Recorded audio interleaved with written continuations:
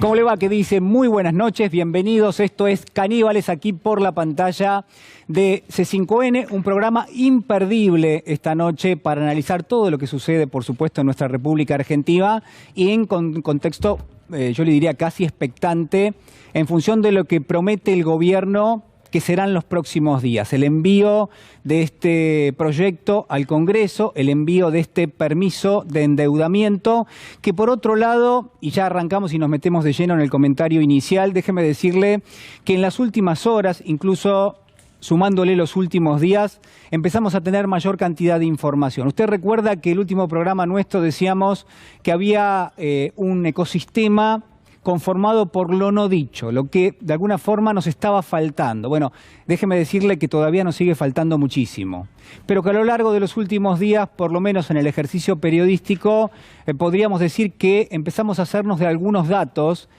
y que a todas luces en el marco del acuerdo con el Fondo Monetario, esos datos, mire, la verdad es que son bastante preocupantes, o como mínimo nos abren nuevos interrogantes, o como mínimo, como ponemos aquí debajo, nos empieza a mostrar la efigie, la figura, el perfil de una especie de eslabón perdido entre la supuesta intención del gobierno nacional de encauzar un acuerdo, una conversación con el Fondo Monetario y lo que empezamos a ver que está plasmado en ese anexo que se va a enviar al Congreso de la Nación, donde yo podría, mire, hacerle un resumen sintético. Hay más promesas de buena voluntad, entendiendo la buena voluntad siempre de un gobierno que se acerca más a lo que quiere el Fondo Monetario, que en todo caso lo que puede llegar a querer un espacio como el Frente de Todos. Y en ese punto hay información, hay datos que ya comenzamos a repasar. Por ejemplo, esto que es destacado de ámbito.com, que dábamos a conocer hace apenas algunas horas nada más, que tiene que ver primero con esta reunión entre Alberto Fernández y Martín Guzmán durante las últimas horas, con la expectativa de que se cierre finalmente lo que es la letra chica del acuerdo, una letra chica que ha despertado un debate bastante importante porque hay sectores del Frente de Todos y sectores también de la oposición política que dice, bueno, todavía no conocemos prácticamente nada de lo que se va a estar discutiendo. Hay otro foco importantísimo, y esto sí referencia a, creo, el núcleo duro del acuerdo que se está pretendiendo cerrar, que es qué cantidad de dinero le va a pedir el gobierno argentino al Fondo Monetario Internacional. Usted sabe que se partió de una hipótesis que era el gobierno argentino va a refinanciar la deuda que vence del acuerdo stand-by que cerró en su momento el expresidente Mauricio Macri allá por el año 2018-2019. Bueno, lo que hoy tenemos es un nuevo préstamo que el Fondo Monetario le va a conceder a la Argentina por esta cifra que vamos a compartir y que en principio es lo que figura en el anexo que va a enviar el gobierno al Congreso de la Nación. Son 44.800 millones de dólares más 4.000 millones de dólares. Son aproximadamente 48.000, casi 49.000 millones de dólares los que se van a estar poniendo en juego. Lo que está pidiendo el ministro de Economía, Martín Guzmán, al Fondo Monetario Internacional. Esa es la cifra de dinero que se está pidiendo. ¿Cómo se lo está pidiendo? Bueno, se solicita que el primer desembolso, usted sabe que el 22 de marzo vencen 2.800 millones de dólares que tiene que pagar la Argentina al Fondo Monetario. Lo que en este momento el ministro Guzmán le está pidiendo al fondo es parte de la letra chica, pero por supuesto habrá que ver si esto prospera en los próximos días, es que ese primer desembolso sea de 2.800 millones, que es lo que vence, más otros 4.000 millones de dólares que son los que allí figuran y que el gobierno los está pidiendo para reforzar, y esto hablamos en términos figurativos, lo que son las reservas del Banco Central, para reforzar también lo que uno podría denominar que es una especie de efecto confianza o un sello, uno podría decir, de confianza que aplica el Fondo Monetario sobre las finanzas de la Argentina, que es lo que muchos países a veces buscan cerrando un acuerdo con el fondo, ¿no? Que haya un efecto confianza. En este caso, bueno, lo está tratando de hacer el ministro de Economía, Martín Guzmán. Pero hay varias cuestiones que quiero compartir y que quiero preguntarle. Una de ellas tiene que ver con las razones, las argumentaciones que a todas luces está ofreciendo Martín Guzmán para tratar de impulsar el acuerdo, este acuerdo que estamos compartiendo, este acuerdo del cual usted va a tener más detalles en un minuto nada más. ¿Qué dice Martín Guzmán? Mire, yo tengo algunos de los argumentos. Dice, bueno, esto va a ayudar a reforzar la balanza de pagos, esto va a ayudar a reforzar las reservas del Banco Central. Bueno, uno podría decir que sí. Esto también va a fortalecer la estabilidad macroeconómica. Bueno, podríamos pensar que de darse este desembolso más importante va a haber más reservas y la especulación en torno al tipo de cambio podría descender un poco. Creo que no hay ninguna duda con respecto a esto. Este acuerdo se cierra por 30 meses y acá viene la primera parte del eslabón. Es decir, estamos firmando un acuerdo con el Fondo Monetario, se le pide esa cifra de dinero que usted veía recién allí en pantalla y las argumentaciones que se están dando y que se están exponiendo por parte del gobierno argentino es: si ustedes me prestan esta cantidad de dinero, a mí me va a ayudar en todo esto, ¿no? La extensión del acuerdo, le dije, 30 meses. ¿Qué quiere decir esto? Bueno, que ese desembolso se hace dentro de los 30 meses, el gobierno argentino le pide mayor desembolso ahora en las próximas semanas, pero la pregunta es, después de los 30 meses, ¿qué? Y acá hay un interrogante realmente muy importante, porque en el anexo, eso que va a viajar al Congreso en algunos días nada más, hay quienes dicen en algunas horas nada más, lo que falta es lo que va a pasar después. Es decir, esos 10 años potenciales donde la Argentina va a tener que devolver esa cifra de dinero que usted veía en pantalla. Es decir, que hasta dentro de 2 años y medio la Argentina recibe fondos, pero en el documento que el gobierno va a enviar al Congreso no hay nada, por lo menos hasta ahora, de cómo van a ser esos 10 años que llegan después de los 30 meses iniciales. Claro, y uno se pregunta, esta cifra que usted ve en pantalla, sideral, astronómica, póngale el adjetivo que quiera. A mí no me gusta adjetivar, me parece que con la información que tenemos alcanza y sobra. Fantasmagórica, si quiere, vamos a ponerle algún adjetivo. Impagable, ese me gusta más, impagable. Impagable la cifra de dinero, porque está claro que en ese contexto es muy difícil de afrontar, y lo que nos está faltando es el detalle. Ahora, la pregunta que quiero hacerle es, ¿hace falta el detalle? ¿Hace falta que a lo largo de 10 años después del 2024 la Argentina se comprometa a pagar 50.000 millones de dólares? Yo déjeme decirle que es casi impagable eso. Es impagable. Es impagable. Entonces, ese interrogante que se nos abre es el siguiente. El gobierno va a firmar un acuerdo por 30 meses.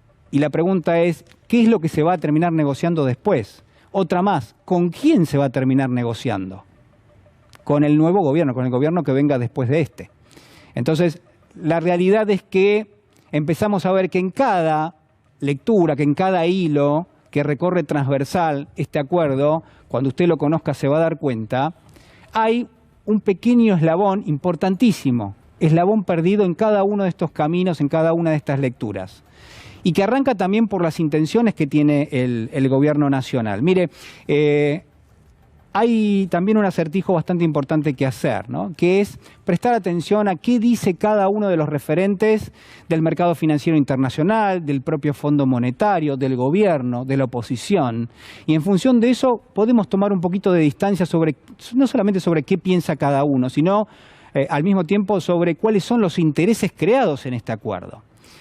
Y quiero compartir con usted lo que decía hace algunos días nada más Ilan Goldfang, que es director para el hemisferio occidental del Fondo Monetario Internacional, a propósito de este acuerdo. Escúchelo. Pero ahora ya estamos muy cerca de llegar con las autoridades argentinas para llegar a un acuerdo, que es el acuerdo completo, con todos los detalles, con todas las reformas, con todo lo que tenemos en el programa. Y estamos ahí. Tenemos negociaciones intensas. Como has mencionado, hay que tomar en consideración las realidades de los países y la realidad de Argentina. Ya hemos dicho que esto es un programa que tiene que ser realista. Bueno, el fondo dice lo mismo de siempre, ¿no? Que tiene que ser realista, que tiene que ser diseñado para la economía argentina, una obviedad, por supuesto. No pretendo ser crítico con lo que se está negociando. Hemos dicho, y quiero reiterarlo, que entiendo que en este contexto la mejor salida es negociar con el Fondo Monetario. La pregunta es ¿qué se está negociando? Y la segunda pregunta es ¿bajo qué condiciones se va a estar negociando de aquí en adelante? Que son interrogantes bastante importantes para responder. Ahora, desde este punto de vista, desde esta especie de eslabón perdido, se abre, creo, dos lecturas interesantes. La primera es que el gobierno compromete que va a terminar acercando posiciones con el Fondo Monetario a partir de lo que uno podría pensar que es una mayor cantidad de ingresos. Es decir, se compromete a tener más ingresos de aquí en adelante. ¿Para qué? Bueno, para reducir el déficit fiscal, es decir, para terminar gastando menos en términos relativos. Lo que dice el gobierno es yo no voy a recortar, lo que voy a hacer es voy a ganar más, que haya mayor cantidad de ingresos. Y todo el documento que se va a enviar al Congreso está parado sobre esa hipótesis. La Argentina en los próximos meses empieza a tener mayor cantidad de recursos, una dinámica que uno podría pensar que del año pasado uno puede verla porque la Argentina creció 10%, es decir, ahí hay un salto en términos de la recaudación, pero el dato fundamental es que dentro de este acuerdo lo que se va a estar firmando, y esto también fue anticipo de ámbito financiero a lo largo de esta semana, lo que se va a estar firmando es el decrecimiento sistemático de la economía argentina para los próximos años. ¿Qué quiere decir esto? Que en el documento que se va a enviar al Congreso lo que dice es, el Gobierno Nacional y el Fondo Monetario ven que la Argentina va a crecer este año, la cifra es entre 3,5 y 4,5%, es decir, menos de la mitad de lo que se creció el año pasado. Entre 3,5 y 4,5% para este 2022. Ahora, es muy interesante porque cuando uno empieza a mirar los datos de las proyecciones para 2023, 2024, 2025, lo que se identifica es una especie de promedio, y ese promedio va de 1,7 a 2,2% para cada año. De 1,7 a 2,2% para cada año. El año pasado crecimos 10%. Este año creceríamos, según el fondo, entre 3 y 4, entre 3,5 y 4,5. El año que viene entre 1,7 y 2,2.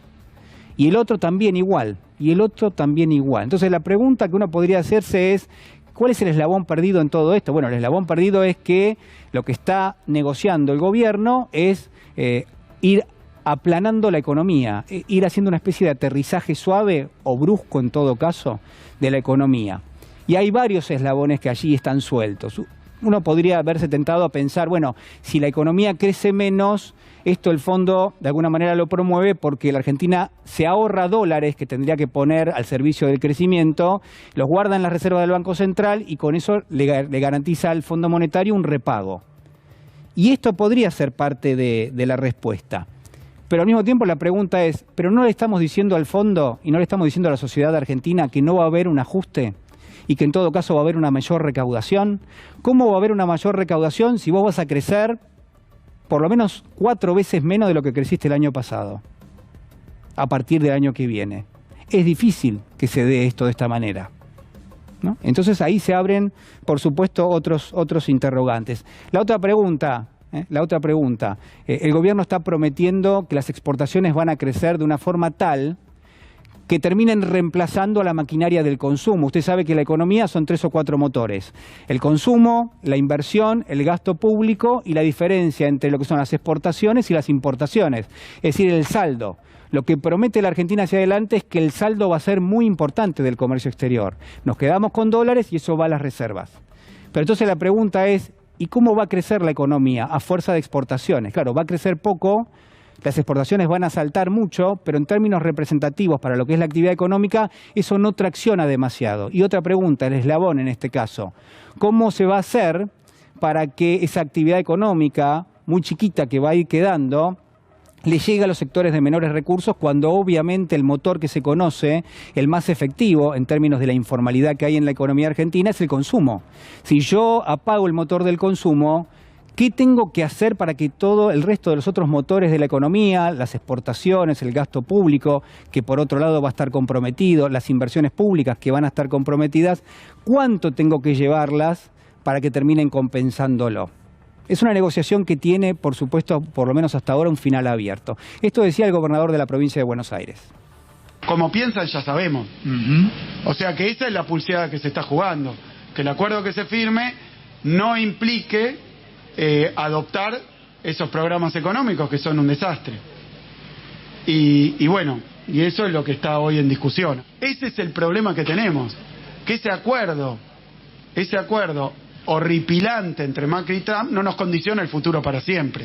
Fíjense, con todo lo que acabo de decir, con todo lo que tenemos para hacer, con todo lo que nos falta recuperar, y no hay forma de que hagamos nada de eso si tenemos que funcionar en esa lógica. Así que bueno, esta es un poco la discusión que hay. Bueno, hay muchas otras cuestiones. Yo le decía, el gobierno apuesta a mayor cantidad de ingresos, pero en el documento que se va a enviar al Congreso también hay apartados que referencian a tener menor cantidad de gastos, ¿no? Y dentro de esas referencias hay 2 o 3 que son sustanciales. Las vamos a ir analizando de a poco y hasta yo le diría que es preferible esperar a que esto llegue al Congreso. Pero hay una mención bastante interesante al compromiso del gobierno argentino para estudiar el sistema previsional, eventualmente, para garantizar la sustentabilidad del sistema previsional. Estamos hablando de las jubilaciones y las pensiones. De la misma manera, se promete administrar todo lo que es la masa salarial del sector público. Entonces estamos hablando de puestos de trabajo. Y así sucesivamente uno podría ir repasando, y la verdad que las menciones, yo le diría que no ayudan demasiado a quedarse tranquilo. Por último, para terminar, algo que tiene una referencia ineludible a la vida de todos los días, que es la discusión por los subsidios, donde dentro del anexo, y como ha tomado Estado Público, el gobierno dice se está por implementar una política de segmentación tarifaria. Esa política de segmentación tarifaria va a dar como resultado un ahorro que es el equivalente a 0,08 puntos del producto. Entonces uno se pregunta, bueno, hay algo que nos está faltando, porque sí, uno escuchó a Cristalina Georgieva, la titular del fondo, hablar de la importancia de haber acordado con el gobierno argentino la segmentación, pero sobre todo aplicar el ajuste en los subsidios de la energía. Y después uno va a ver, y el plan que está en marcha y que conocemos, implica solamente, y digo solamente en el marco de esto, por supuesto, un recorte del equivalente a 0,08 puntos del producto. Hay algo ahí que no está. Hay algo ahí que nos está faltando. O desconocemos algo que referencia ineludiblemente a un plan distinto para segmentar tarifas, un plan distinto para aplicar un subsidio más importante en términos de la energía y uno podría decir de los servicios públicos, o en todo caso habrá que mirar otros sectores que por ahí para el gobierno y para el fondo resultan tentadores justamente para hacer ese descenso en términos del déficit fiscal. Mire, no quiero aburrirlo, pero lo que quiero es que tenga la certeza de que todavía hay cosas que no conocemos y que en todo caso también existe potencialmente la probabilidad de que el acuerdo termine siendo incluso peor de lo que conocemos hasta este momento. O en todo caso también que termine ofreciéndole al Fondo Monetario y al gobierno la posibilidad de ir repactando y renegociando a futuro, cuando está claro que en la correlación de fuerzas el Fondo Monetario le exige mucho más de lo que puede exigirle el gobierno argentino al fondo, ¿no?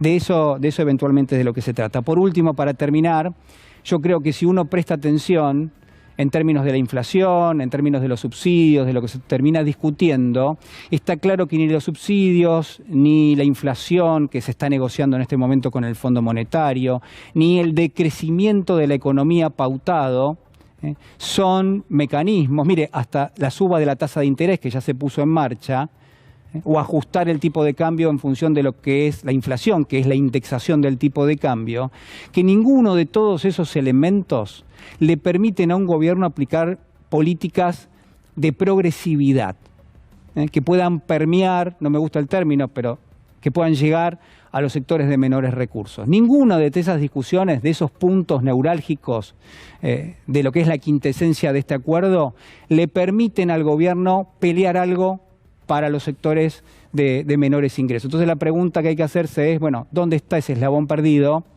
que se supone que va a permitir que quienes terminen pagando el costo del ajuste no sean siempre los mismos?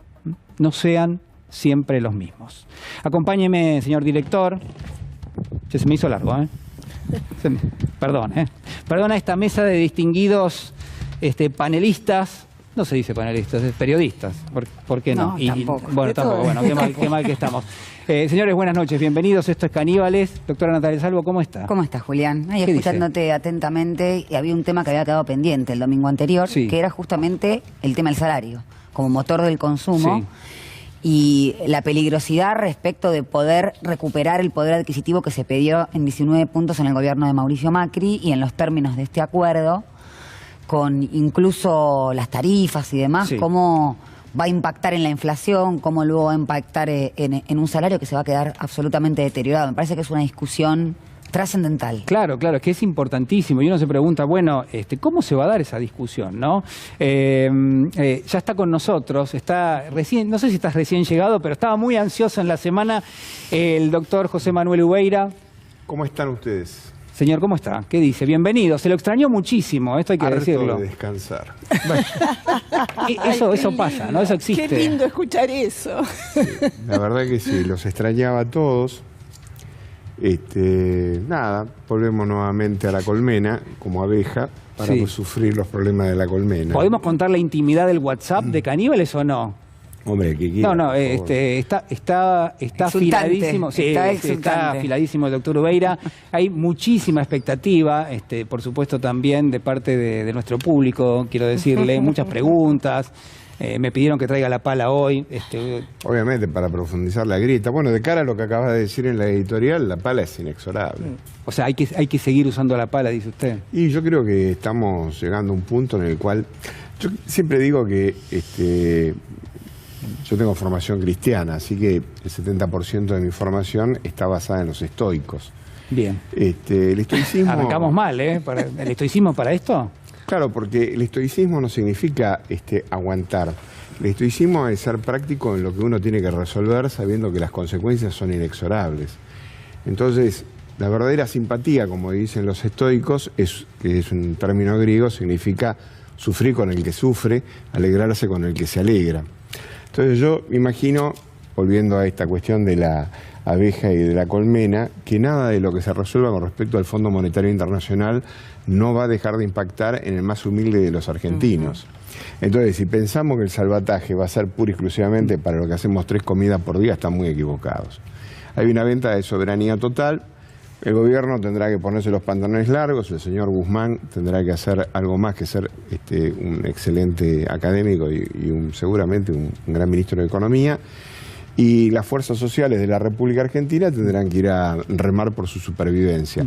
Porque si los pronósticos son como vos decís, en 2 años tenemos un quilombo en puerta del tamaño de una bomba. Entonces, lo que está en disputa no es el acuerdo con el Fondo Monetario Internacional, sino en la gobernabilidad de este país. Sí, bueno, yo adhiero a tu mirada y sobre todo algo que me parece importante es contar a la sociedad de qué se trata. Porque da la sensación de que se quiere preservar a un sector de la sociedad de algo que todos un poco intuimos que es lo que viene, como vos decías. La verdad que no es fácil, no es sencillo y no tiene un lado bueno.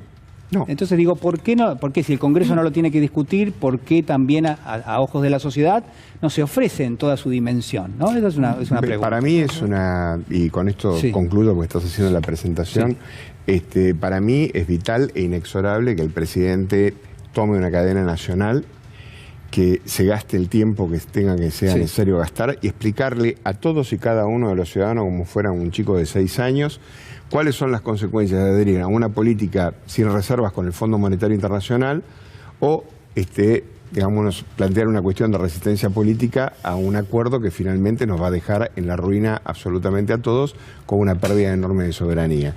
Ahora, para eso el presidente está. Para eso es una obligación del presidente. Porque si no vamos a enfrentar a un gran problema nacional, la gente tiene que saber. Gracias, Gallego. Úrsula Borges, ¿Cómo estás, Julián? ¿Qué tal? Buenas noches. Bien, te escuchaba muy atentamente y la verdad que pareciera un futuro desolador y no puedo dejar de traer a la mesa el tema de la falta de justicia, ¿no? Porque mientras asistimos a seguramente tremendo arreglo, ningún arreglo con el FMI es bueno, eso lo sabemos todos, pero qué bien le haría a la sociedad saber que también, mientras tanto, se está buscando a los culpables, la justicia está llamando y conocer los nombres, verlos sentados en el banquillo, para no verlos todos los días en los distintos noticieros hegemónicos dando la solución al problema que ellos trajeron, con lo cual, la verdad, limpiándose absolutamente de lo que pasó hace nada más que 2 años. Y creo que a la sociedad le hubiera o le vendría bien en este momento conocerlos, saber dónde se la fugaron, digo, que fueran las dos cosas juntas, ¿no? Exacto. Me parece que sería un poco más amable, un poco no sentirse otra vez, tenemos que pagar la plata y la deuda a los que más tienen. Bueno, a propósito de esto, no sé si leyeron los artículos de Fabián Pepín Rodríguez Simón, escribe sobre filosofía desde Uruguay, en una revista, creo que se llama Seúl, ¿puede ser? Seúl. Bueno, una revista, sí, hay como un costado del escritor prófugo, digamos, claro. Sería, pero bueno, digo, puede pasar. Bueno, Liliana, generalmente la gente que se va al exilio suele tener ese tipo de ribetes literarios. literarios Sí, y qué sé bien. yo, memorias puede ser que esté. No, memorias no. Liliana Gendel, buenas noches. Muy buenas noches, ¿cómo va? Excelente su editorial. Gracias, Como siempre, Ubeira, quiero decirle que las redes estaban desesperadamente esperándolo. Nos preguntaban qué pasa que Ubeira no está. Y hoy ¿Algo hot? No. Hot no leí, hot, pero a lo bien, mejor digo, también por ahí puede suceder. algo. Pero lo que sí preguntaban Dios hoy mío. es para cuándo su Twitter. Hay un público Hay un que está público que pide esperando Twitter hace tiempo, ya que sabes, usted una demanda empiece histórica. a Sí, intervenir. es una demanda histórica a la que yo no voy a acceder Bien. nunca, pues Me gusta. detesto Twitter. Bueno, yo cumplo en transmitirle porque sé que como no tiene, lo que hago es ser En general, simplemente puente. no cumplo con ninguna de las reglas de las redes. Me gusta el trato humano.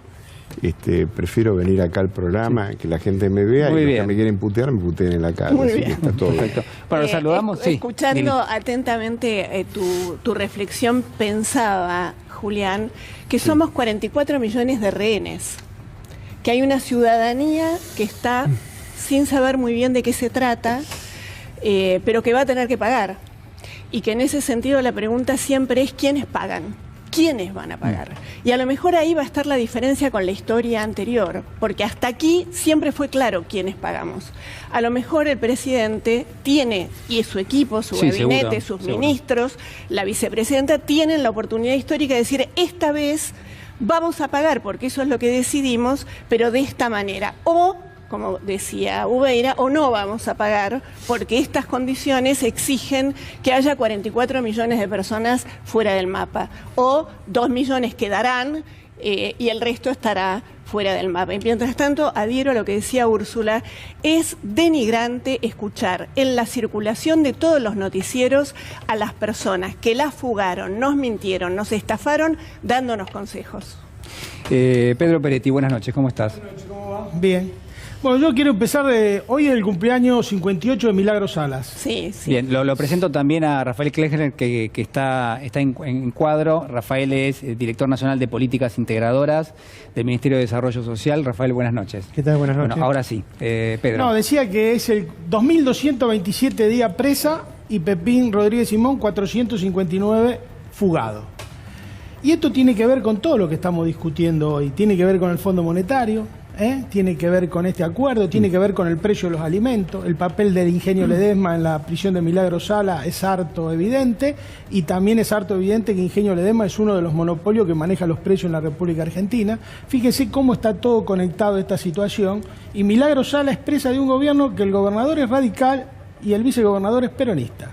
Ese es otro detalle también que hay que tenerlo en cuenta y que me parece que hay que tratar de transparentizar alguna forma política en la República Argentina, más cuando enfrentamos estos problemas que también describiste vos. Bueno, a ver, señor director, a ver si podemos compartir la evolución de los precios. Sobre todo, ustedes saben que esta semana el INDEC dio a conocer los datos de inflación del mes de enero. La verdad que genera cierta alarma, cierta no, genera una alarma al fin, en función de cuál es la dinámica que viene operando en términos de los precios en la Argentina, donde los alimentos, que es, uno podría pensar, junto con los servicios públicos, es lo básico, lo fundamental a los que las familias destinan una parte muy importante de sus ingresos, tiene una velocidad en la suba realmente, yo le decía, ¿no?, que genera una alarma importante. A ver, señor director, si podemos compartir algunos precios de referencia antes de ponernos a hablar ya de la intención del gobierno de impulsar una empresa pública de alimentos. Bueno, la inflación de alimentos, la más alta desde el 2019, 4,9%, la suba de enero,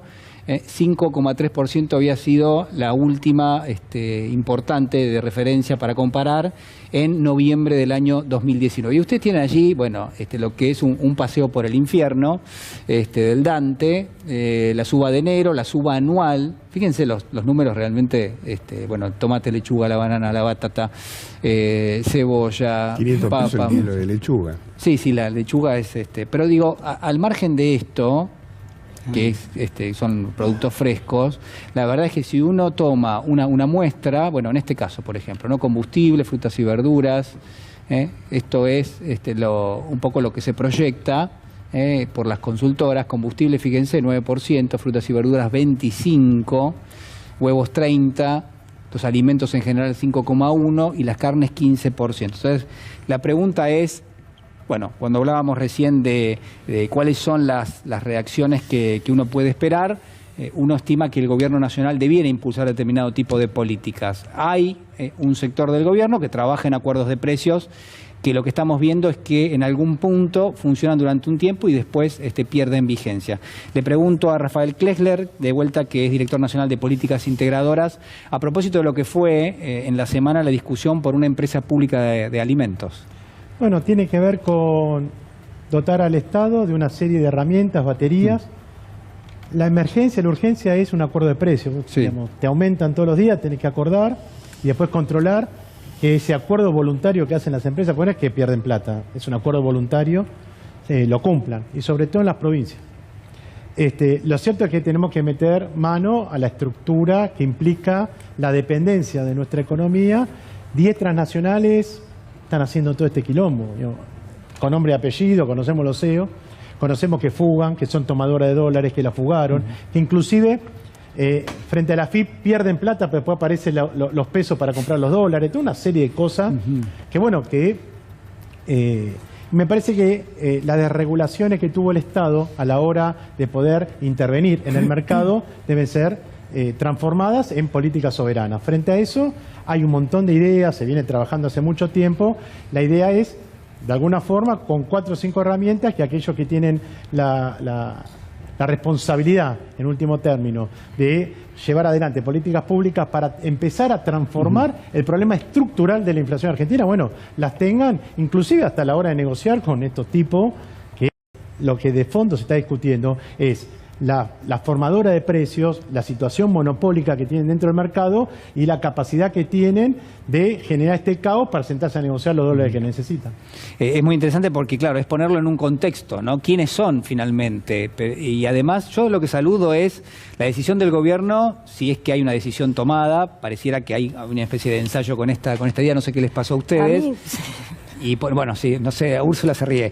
No, yo me imagino, digamos, pero es lo que como decías... el anuncio, es un gobierno que, Sí. porque yo estoy convencida de que falta voluntad política para muchas cuestiones, que es un gobierno, lo digo con mucho dolor, porque la verdad me parece que cuando la situación está complicada hay que salir con más fuerza y no estar caminando como en cáscaras de huevos. Y otra vez un anuncio que vamos a dar, que estamos pensando, que tal vez quizás, y ya entonces salen Pero todos los medios pondría hegemónicos. en esta me parece pondría... Ojalá yo me Digamos, no hay equivoque. vuelta atrás. Lo Ojalá yo tomaron me equivoque. todos, Porque además ya Sí, salieron a tomaron decir desde los periodistas serios de siempre que era igual que el chavismo, tener una claro. empresa estatal de alimentos. sí, Entonces, para ello no te bajan los eficiencia- precios, no negocian que baje la inflación y controle de los precios. Tampoco le permiten al Estado una obligación que tiene por la Constitución Nacional de alimentar a su población y crear una empresa. Entonces, no hay manera de romper el status quo y del orden establecido de los que siempre han manejado los precios en nuestro país. Ojalá yo me equivoque. A mí me parece que en vez de anunciar,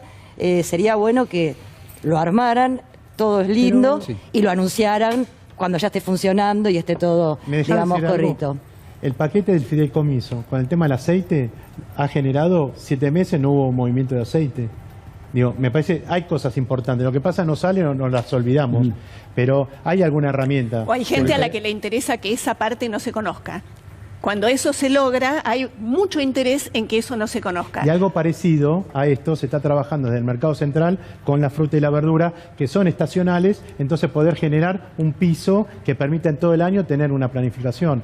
se están haciendo algunas cosas, no es que no se están haciendo. Ahora, hay que ir más rápido, claramente. Bueno, pero lo escuchamos en varias oportunidades al secretario de Comercio, Feletti, diciendo, a veces terminan como relatando la situación del país, diciendo, es muy difícil bajar la inflación, es muy difícil con estas 4 empresas de alimentos. El poder de estas empresas no tenemos... Y Feletti no solo dimensión. no puede, si no está todo el aparato estatal atrás, apoyando al secretario de Comercio, también es difícil. Pedro.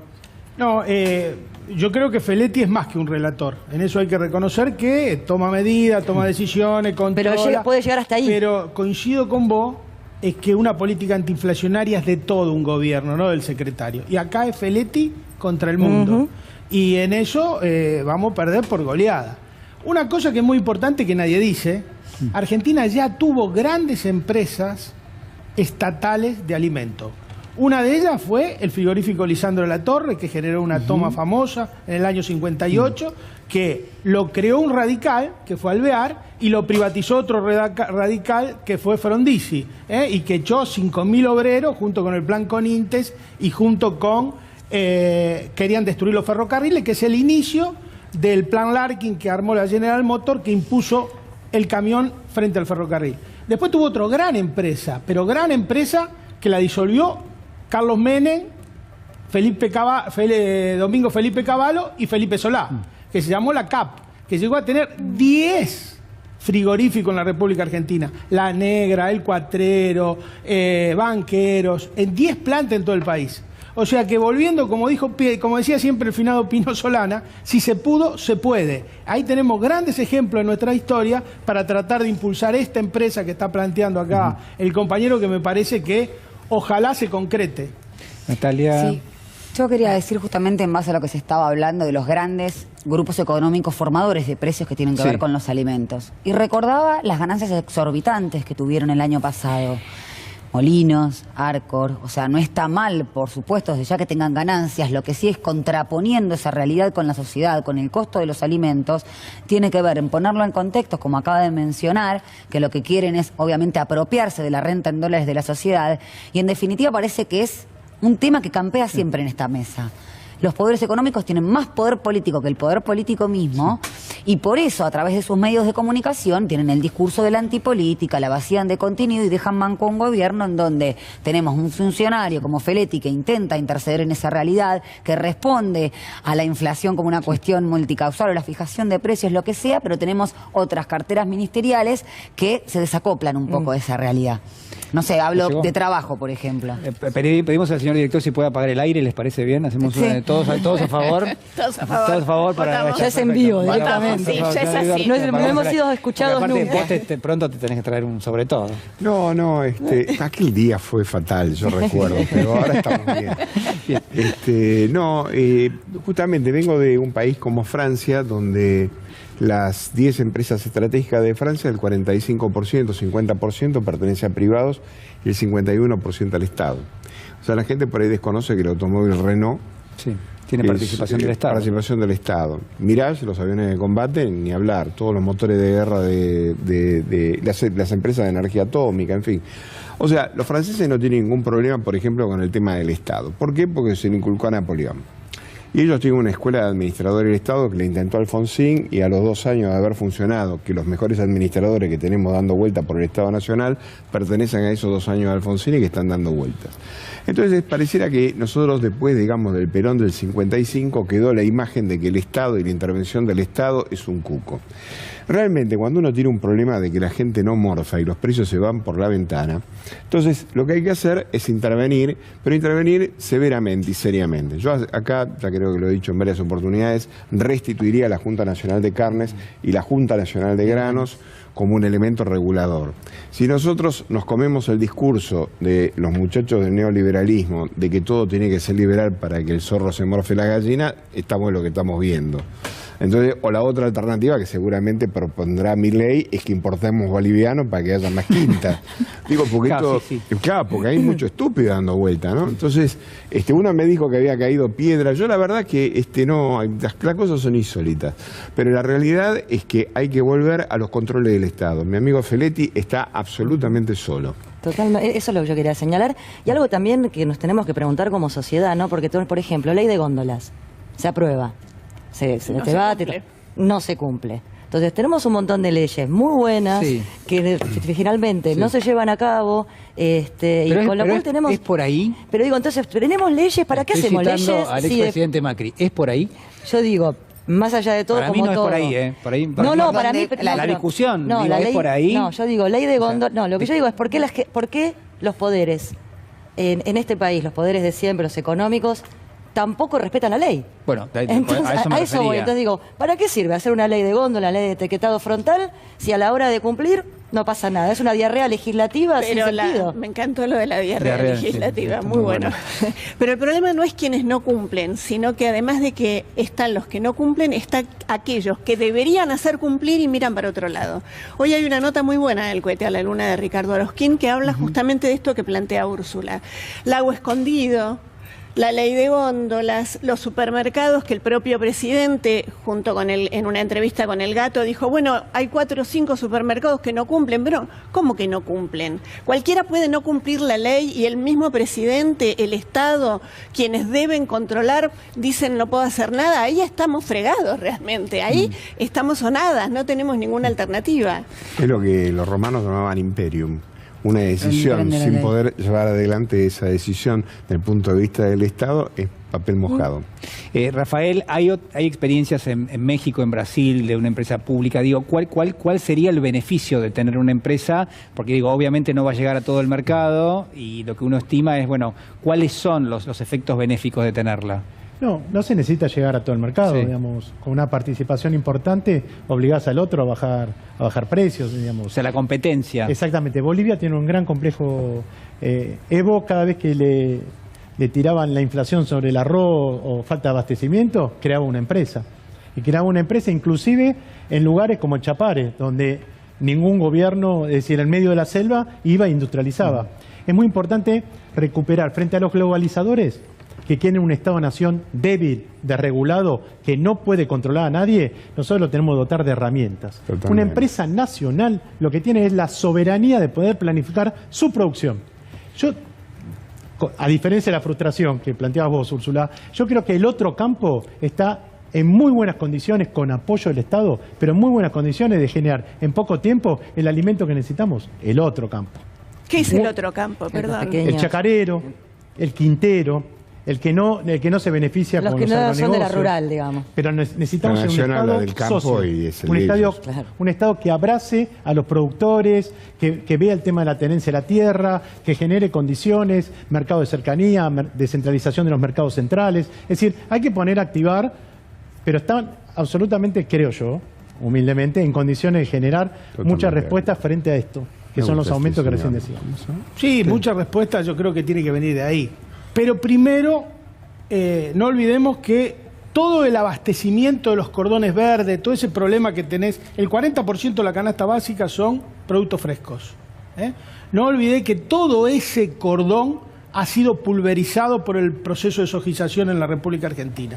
Más de 250.000 chacras mixtas y productores desaparecieron de la década del 90 para acá.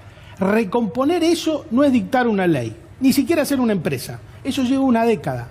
Volver a recuperar esa cultura del trabajo, hay que generar un andamiaje jurídico que lo proteja, hay que generar nuevos productores agropecuarios. La Argentina se está quedando sin productores agropecuarios. Julián Domínguez dijo el otro día, cuando asumió, desaparecieron 50.000 productores agropecuarios en los últimos 10 años. Un productor agropecuario es como formar un médico, es un tipo que tiene que manejar una gama de conocimientos muy importante, tiene que saber de botánica, de zoología, de todas las cuestiones que hacen a la naturaleza, debe resolver un montón de problemas prácticos, no se hace de un día para el otro. Por eso que cuando cae una chacra mixta, cuando cierra, no hay política social que la pueda reemplazar y nosotros la dilapidamos, la chacra mixta, no la valoramos, no le damos ningún valor a eso.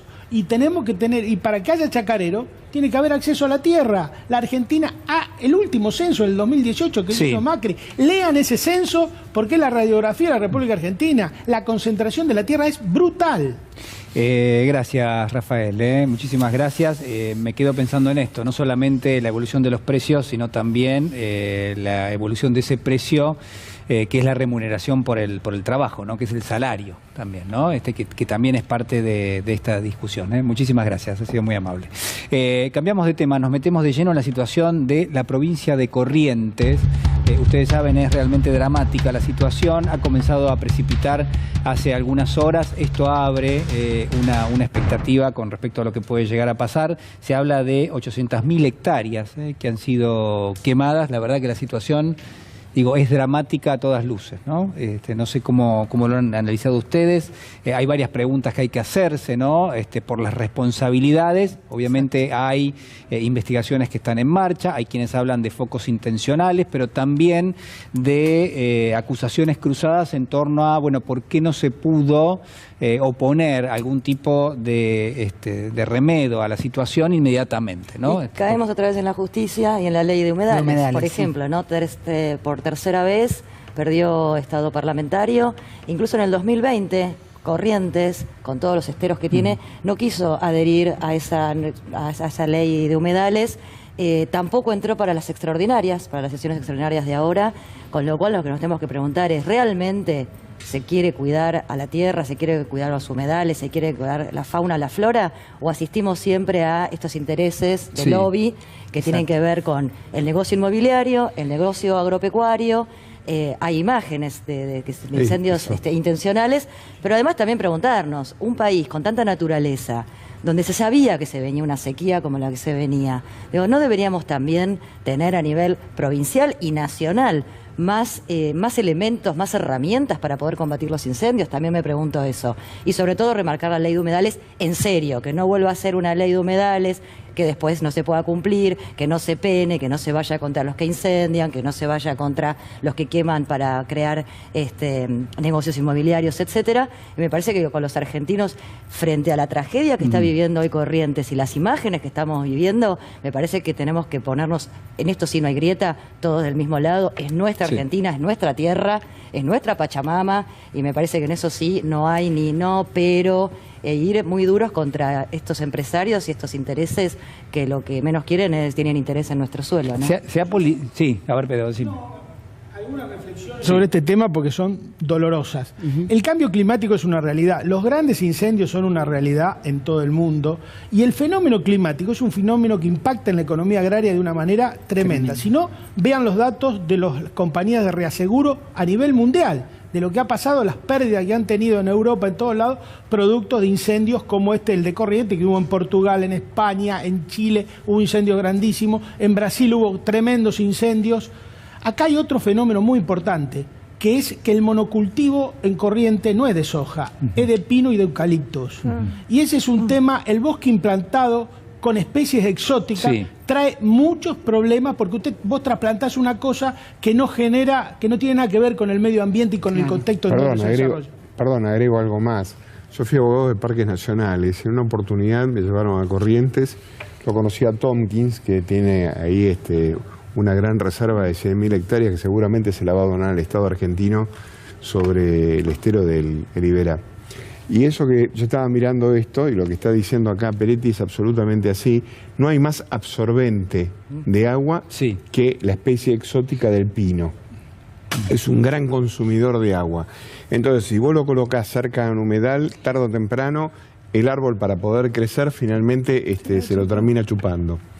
Y bueno, yo creo que vos llegás en los esteros de Liberá, si algún día vas, vas a ver que del estero de Liberá, de la reserva que generó Tompkins, vas a ver el verdadero Corrientes, que era el originario, y de este lado lo que tenés es una mega provincia basada en el cultivo del papel y del tema del papel y del arroz. Bueno, pero a ver, teniendo en cuenta que estamos hablando de elementos que son, yo no digo constitutivos originariamente, pero que sí hoy ya forman parte del escenario. Pero hay que reglamentarlo. O sea, vos no podés plantar donde sea vos te da la gana. O sea, toda la estructura de funcionamiento, o sea, nadie dice que no podés plantar un pino. Lo que está claro es que vos no podés plantar intensivamente cantidad de pino y después pedirle a la tierra que de alguna manera genere los recursos para mantener el tema del agua, ¿no? Bueno, hubo cruces, ustedes saben, se le pidió explicaciones al ministro Cabandier por esto, ¿no? Porque hace 50 días que los incendios avanzan en la provincia de Corrientes, y yo decía cruces con el gobernador de la provincia, con Gustavo Valdés, en un contexto donde incluso las redes sociales daban para esto, muy triste, por cierto, porque se estaba politizando, la verdad, una situación muy dramática, muy trágica. Hay que ver las imágenes, la gente lamentándose, los animales muertos a medida que avanzaban las llamas. Y la pregunta que hay que hacer es, bueno, a ver, ¿qué se pudo haber evitado de todo? Digo, teniendo en cuenta, como decía Pedro, que hay algo que tiene que ver con un fenómeno que data de la naturaleza, pero al mismo tiempo donde las acusaciones son por falta de recursos, por falta de responsabilidad, eventualmente el gobernador pidiendo ayuda a los Estados Unidos y otras cuestiones que son rarezas, que son rara avis. Por ejemplo, a ver, señor director, si tiene esta especie de pedido de disculpas, uno podría pensar, del ministro de Medio Ambiente, Juan Cabandier, a Elisa Carrió. No sé si es esto que vamos a ver ahora. Sí, es esto. Fíjense, abajo, ¿no? El tuit de Elisa Carrió: arde corriente, el gobierno nacional, que tiene fondos específicos, hace un abandono intencional a través del retiro de aviones hidrantes. A través del retiro de aviones hidrantes. Una locura total. Esto es, una locura lo que está poniendo Carrió, ¿no? Como si esto tuviese asidero en la realidad. Esto es un delito moral y federal, dice Carrió. Nada más y nada menos. Y el ministro, Juan Cabandier, le responde: hablé con Elisa Carrió hace unos minutos, donde le conté que en Corrientes tenemos desplegados 12 medios aéreos, más de 130 brigadistas, 5 autobombas, vehículos, equipamiento, camión de comunicaciones y móviles de apoyo, ¿no? Parece, bueno, ahí está otro tuit de Cabandier, evidentemente Elisa Carrió, con quien tengo una relación de mucho afecto y respeto desde hace varios años. Me río porque la verdad que es insólito. También fue víctima de la desinformación, o sea, la está exculpando. La pregunta es, Lilita Carrió escribió un tuit diciendo hablé con Cabandier y estaba equivocada. Pregunto desde la pregunta es, no sé. ¿por qué se le pide disculpas a Carrió? O sea, ¿por qué se le contesta dando a alguien que ha sido instigadora de armado de causas falsas, como estamos poniendo allí? Y como consta en las diversas actuaciones que hemos dado cuenta un programa tras otro, ¿no? Ha sido Carrió la persona y la instigadora en la persecución del grupo Indalo, en las prisiones preventivas que se aplicaron sobre los dueños de este grupo. El invento de la Morsa. El invento de la Morsa, transformar la AFIP en un grupo de tareas para perseguir y asfixiar financieramente a todo el grupo. Digo, si hay alguien a quien uno podría pensar en no rendirle ninguna cuenta de carácter moral, es a Elisa Carrió, me parece. Yo creo porque se manejan estas dimensiones mediáticas y políticas, ¿no? Se hiperpolitizan cuestiones que, como decía Úrsula, necesariamente nos conciernen a todos los argentinos y las argentinas. Cuestiones o temáticas que debieran sustraerse de esa hiperpolitización que aparte no tiene ningún tipo de contenido. Y funcionarios que debieran tomar las medidas o simplemente con lo que está comunicando... Sí. Las han tomado, o incluso vi también al gobernador replicar o decir cuántas medidas se tomaron, sin perjuicio de que Valdés decía que tenía que pedir asistencia a Estados Unidos. Bueno, ¿cómo se desacredita también de alguna forma la política institucional?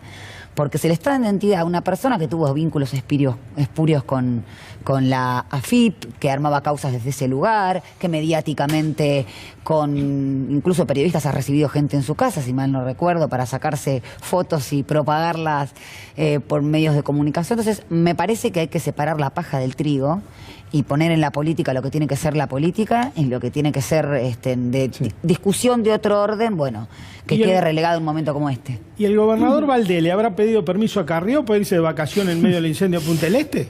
Estaba en Punta del Este, ¿no? Punta del Este. A lo mejor le pidió permiso y lo autorizó Carrió, y Cabandier le rinde cuenta a Carrió, y estamos todos bárbaros. Cosas veré de Sancho, dice el Quijote. Y hay otra preocupación Es como convencer al caníbal que cambie de dieta, ¿no? La verdad que es una cosa... Mirá con lo que te has encontrado, ¿no? Sí, la verdad que yo lo veía lo de este muchacho, lo de Cabandier, que me resulta una persona muy simpática. Y la verdad digo, pero ¿cómo puede ser que le explique a Carrió cosas que a una persona que, digamos, ha vendido a la República de 20 maneras diferentes, ¿no? No sé, bueno, en fin. Te sumo una información. Florencia Gómez, la doctora Florencia Gómez, que debe ser la persona que más sabe de tierras en la República Argentina, renunció a era la secretaria de Medio Ambiente de la Nación, renunció hace 20 días, hace más de un mes, en desconformidad con la política ambiental de la República Argentina.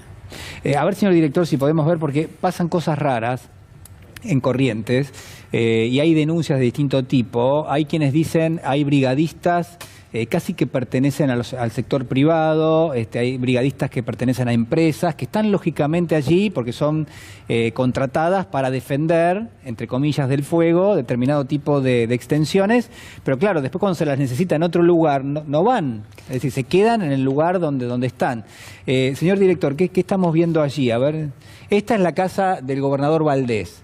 Tiene sus, no sé cómo se llaman, autobombas. Sí, algo así. Bueno, sus propias autobombas. Son bomberos propios. Me hiciste pensar, Julián, que una curiosidad que no sucede en el territorio argentino, nunca jamás, tanto desde el norte al sur, se prendieron fuego, se incendiaron tierras de Lewis, de Benetton. Curioso, que ahí nunca como que nada prende, ¿no? Pero esa me parece que la casa, es peor aún, es la casa del hermano. Porque protegen a toda la familia, no solo al gobernador. Claro, me parece que esa es la casa del hermano. Y lo que Cabandier denunció fue que no tienen brigadistas propios, Corrientes, la provincia, haciendo, y me sumo a lo que decía Ubeira, que si tienen pinos y saben que se toma todo el agua de los humedales, no vas a tener, y sabés que es una provincia forestal, ¿cómo no vas a tener recursos puestos desde la provincia preparados para justamente algo que puede pasar y sabían que iba a pasar porque sabían que se venía la sequía para combatir los fuegos? A ver el textual, señor director, que si lo tenemos allí para compartirlo. Debe estar preocupado el socio de Mañeto, ¿no? Porque Aranda ahí tiene arroz a morir. Hay arroz ahí en el dueño del arroz.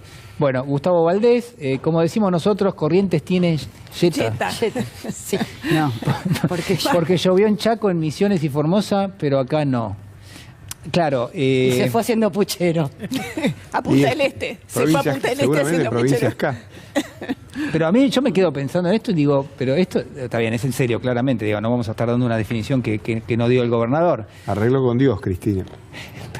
Es un desprestigio total. Lo que claro, la pregunta es ¿dónde está la responsabilidad? Claro, vacío bueno, de vas a acordar responsabilidad. al ex ministro de Ambiente, Breckman, ¿no? Que decía que rezar por los incendios en el sur. Más o menos acá ahora, en la misma línea, que llueva, dependemos de la naturaleza. Ahí ¿no? creo que se junta la falta de control de la que hablaba Ubeira, o sea, este estado desregulado, la ausencia de control en cualquier aspecto, economía, ambiental, con con este tipo de situaciones de descrédito de la política, ¿no? Porque es el retiro también, el retiro del control, el retiro de la política y la presencia de la economía o de estos poderes económicos donde debiera estar la política. Y se expresa de esta forma.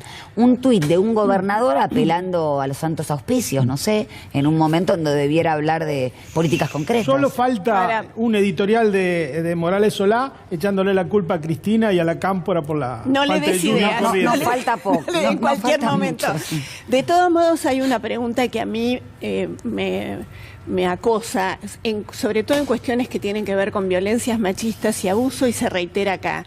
El federalismo impide que frente a una situación gravísima como un incendio, nación, si no le piden ayuda, pueda de todos modos ir a apagar el incendio.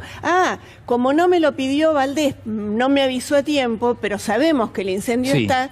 Ahí hay una cuestión que me parece que vamos a tener que repensar. Esa cosa del límite, que parece que en vez de ser un río, no somos el mismo país. Y creo, Natalia, con todo el amor que te tengo, que efectivamente no somos un país que frente a este punto se va a unir para pensar toda la ciudadanía como hacemos.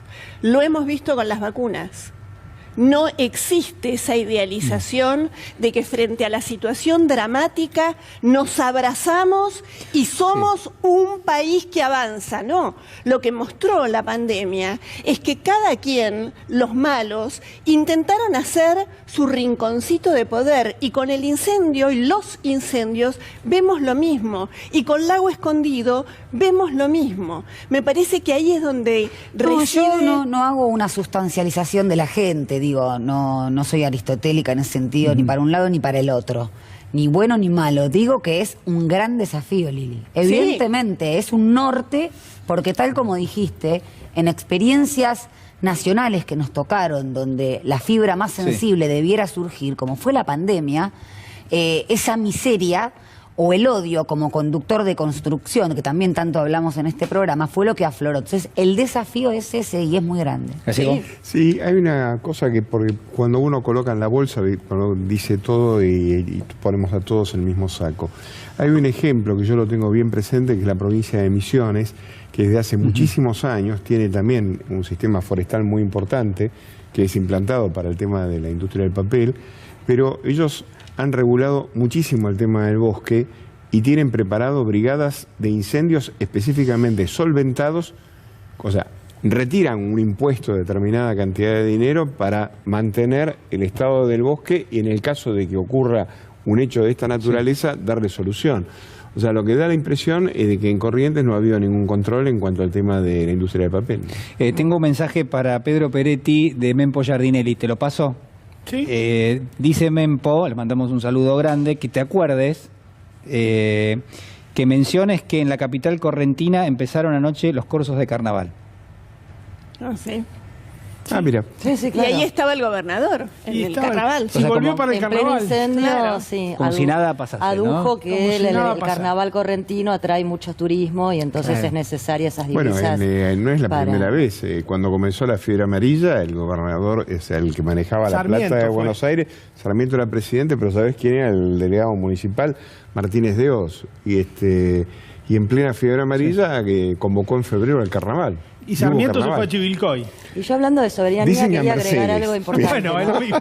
Sí. Porque me parece que a veces también nos empapelamos, ¿no?, de la soberanía y la defensa, sobre todo, por ejemplo, en lo que sucede con las Malvinas argentinas.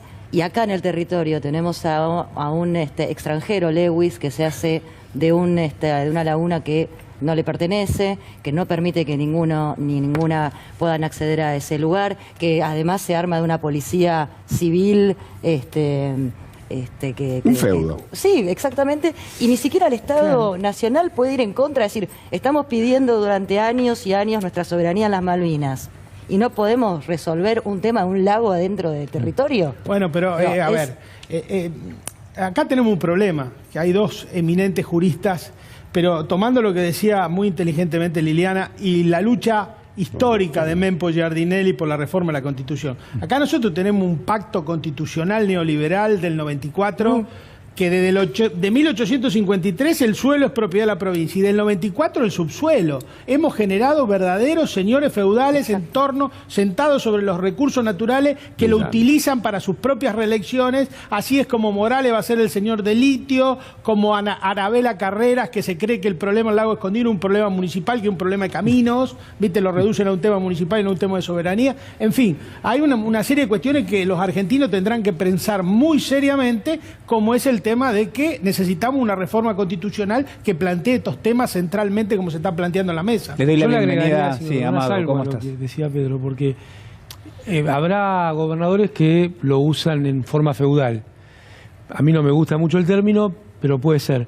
Lo más grave es que estructuralmente pone al eslabón más débil de la República a negociar con las grandes multinacionales. Entonces, es un diseño que es malo per se, tiende a la balcanización de la Argentina y a la pérdida de un proyecto nacional. Bueno, hablando de varias cuestiones, se ha nombrado la palabra soberanía, Mempo me pone tilinguería por por un sector de la sociedad correntina que está bailando mientras todo esto otro está pasando, o bueno, no sé cómo se dice cuando estás en carnaval. Pero quiero compartir con todos ustedes esta carta del expresidente Mauricio Macri, que se publicó en el día de hoy, y que guarda una relación. Yo creo que le vamos a encontrar una relación a todo lo que estamos conversando, que dice, estamos ante el mayor éxodo de argentinos de la historia, ¿no? Haciendo un juego bastante interesante con una editorial del diario La Nación, que también que apareció. Dice Macri, expresan la oscura atmósfera que se instaló en el país. Ellos se van, hablando de los emigrantes argentinos, pero esa atmósfera persiste y los que se quedan se sienten acechados, ¿no? Eso es una carta larguísima, bastante larga, hace toda una composición de realmente muy, muy triste, ¿no? De lo que se supone que es un éxodo argentino. Dice, estoy seguro de que de una forma u otra nuestros hijos, hermanos y amigos volverán a la Argentina. Ojalá vuelvan a vivir acá, pero si no lo hacen, seguro volverán como un recordatorio, una advertencia de lo que puede pasar cuando se pierde el rumbo por completo. Bueno, por supuesto, el expresidente Macri hace responsable de este supuesto éxodo al gobierno argentino de que no sabe crear las condiciones para que toda esa gente se quede. Me hace acordar al faraón Un detallito Egipto. menor es que en el artículo que él analiza Sí. es de 2019. ¿Cómo? El artículo que él analiza del éxodo de argentinos Sí. y argentinas de la nación es de año 2019. Y además otra cosa más donde podemos encontrar el vínculo. Es decir, como decías no vos. son Es que datos ahí no, hoy durmió. No son que no son datos de oro, sino que hoy, no sé cuándo fue, en estas últimas horas, la directora nacional de Migraciones salió a desmentirlo. Me parece que, a ver, señor director, si lo podemos ver, me están diciendo que lo tenemos, lo compartimos. Esto es lo que decía Florencia Cariñano. Dicho esto, el promedio diario de personas que salieron y no volvieron por un año durante el macrismo es de 164 personas por día. Allí está el promedio entre 2016 y 2019. Desde que está en vigencia esta declaración jurada, dice 70, y no llegó a ver 78. La mitad. Bueno. No, digo, el vínculo es la mentira. Porque ¿dónde está el vínculo justamente con lo anterior que veníamos hablando con respecto a esto? La mentira, la falta de política, otra vez la fragmentación de un pasado próximo, muy próximo. Pero cambiemos, con el además, sin futuro. mentira no tienen nada. Si se sientan en una mesa de un programa de televisión y te dicen que Macri no pidió deuda.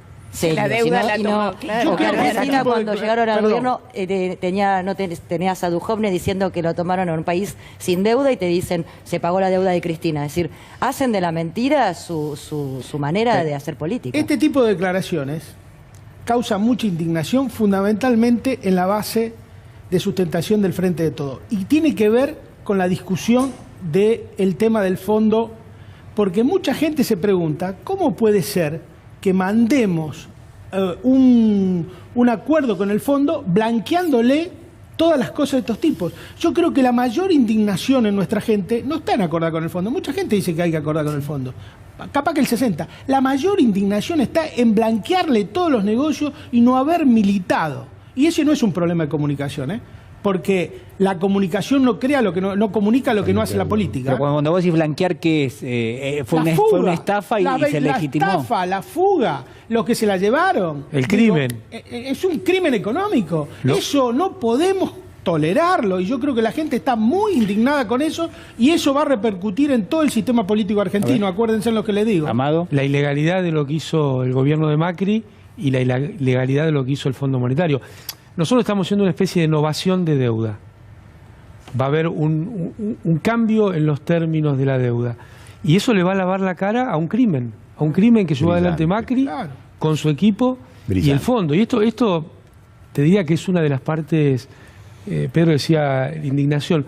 Es una cuestión grave porque en el esquema que eligió el gobierno para ir renegociando por tramos, me parece que todavía podría estar yendo a los tribunales internacionales. El presidente tuvo la valentía de hacer una denuncia penal.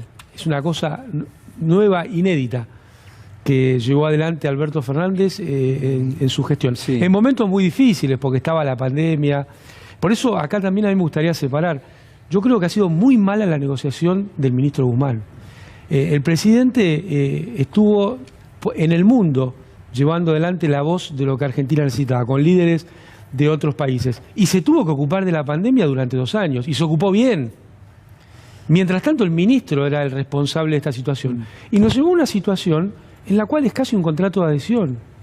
Porque de los extremos que había planteado inicialmente en la negociación sobre tasas, plazos, quitas, ampliación de los tiempos de repago, ni uno de esos apareció. Entonces, ahora aparece encima la carta de intención, en la cual vemos que se toca el tema previsional. Es gravísimo que digan que va a haber un estudio del tema previsional. Se toca el tema de las tarifas. Nadie puede pensar que cobrándole al sector más pequeño de la Argentina un aumento, eso va a servir para disminuir el déficit. Acá el fondo está exigiendo un aumento de todas las tarifas, de los que más tienen, escondido detrás de una supuesta cuestión de equidad, que habría que hacerlo, es cierto, pero que no resuelve el problema. En definitiva, cuando uno lee lo que hoy está dando vuelta, te das cuenta que lo del fondo pone el centro en la cuestión fiscal. Y nosotros necesitamos poner el centro en la vida de los argentinos, que necesitamos un shock distributivo. Me parece que ahí empieza a errar el vizcachazo este acuerdo, porque nadie puede pensar que el presupuesto público de la Argentina está excedido. El 50% son jubilaciones y pensiones. Ahí hay que aumentar, no bajar. El tema de la obra pública, hay que aumentar, no bajar.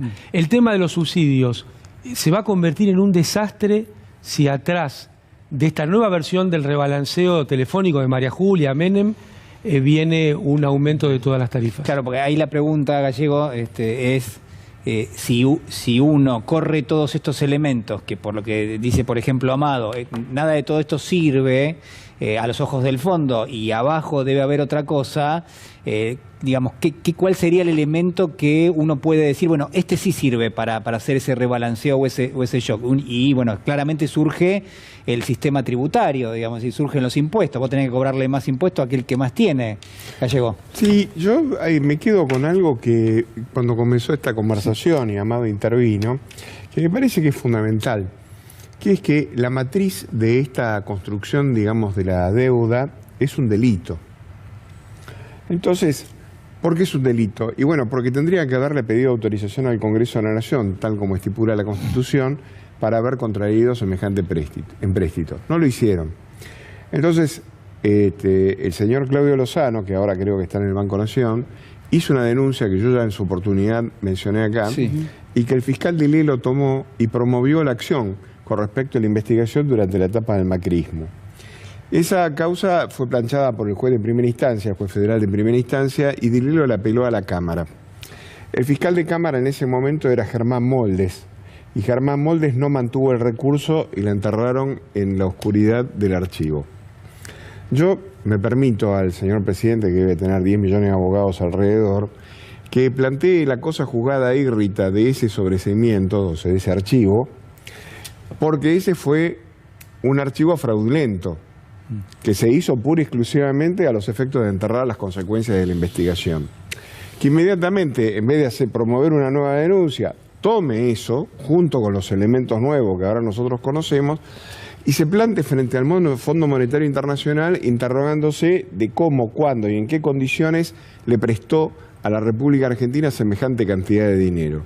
Y que eso lo explique ante la Cámara de Diputados. Porque en verdad, si estos señores que están sentados en el Congreso son los representantes del pueblo, tanto de la oposición como del oficialismo, lo mínimo es saber realmente que lo que van a levantar la mano es para consolidar un crimen. Y entonces ahí sí van a ser verdaderamente responsables. Porque ahora sí los diputados y los senadores que levanten la mano para darle el acuerdo, van a saber perfectamente que esto fue denunciado como un delito. Y que esto tiene que ser revisado. Dicho esto, ¿para qué lo traigo? Porque es un elemento fundamental para una negociación. Cualquier tribunal internacional va a decir, pero ¿cómo? ¿Se hizo un acuerdo y el Fondo Monetario lo respaldó sabiendo que estaban violando la Constitución de la República Argentina? ¿O el Fondo Monetario Internacional no tiene abogados? Entonces la pregunta es, le dieron 50.000 palos para sostener a Macri, jugaron a un burro equivocado y resulta que perdieron el disco. Bueno, joderse. O sea, vamos a sentarnos todos y vamos a reformular este esquema de la deuda. Bueno, esto es lo que va a agarrar la Sociedad Protectora de Animales. ¿no? En este programa hemos señalado eso, la poca efusividad a nivel internacional de plantear que realmente esto había sido un robo, había sido un dinero prestado a Mauricio Macri para ser reelegido en la región, de la mano directamente de Trump, que se la fueron todos. No fue el grito, digamos, internacional que la Argentina debería haber hecho desde el minuto 1, la verdad que no sucedió. Y lo que está pasando ahora es justamente eso, que hay parte incluso de la población que cree que esta deuda no la tomó Mauricio Macri, sino que la tomó el mismo presidente Alberto Fernández, y que deberíamos, y debería el gobierno nacional, con mucha énfasis, además de llegar a un arreglo con el FMI, permanentemente marcar la existencia de este delito y de quiénes son los culpables. Pero la decisión política de quién es, porque hablamos de Guzmán, pero ¿Guzmán tiene autonomía como para ir a negociar o es el presidente el que habilita o no esa negociación? Bueno, los ministros lo que hacen es llevarle alternativas a quien toma las decisiones. Por eso digo que el rol de Guzmán es central en todo esto. Y no hay que olvidar que el presidente estaba muy metido con el tema de la pandemia, gracias a Dios y a su decisión política, sobre todo. Pero yo quería complementar lo que decía Úrsula. El préstamo, está claro que Trump incidió en una opción política a favor de Macri. Pero hay una cuestión que es peor aún, que es que ese préstamo se tomó para darle un seguro de cambio a los capitales especulativos que cobraban tasas del 80% con las LEVAC y las LELIC. Y esto no es una novedad en cómo opera el fondo, fue lo que hicieron en Grecia.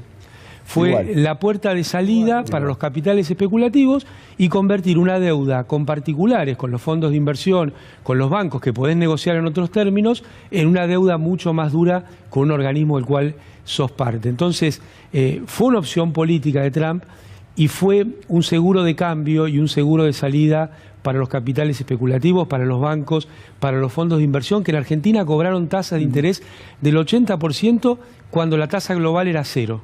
Si me permitís, yo creo que hay una cuestión, completando lo llamado, que yo creo que no apostaron a Macri. Creo que es un fondo a apostar a la dependencia argentina.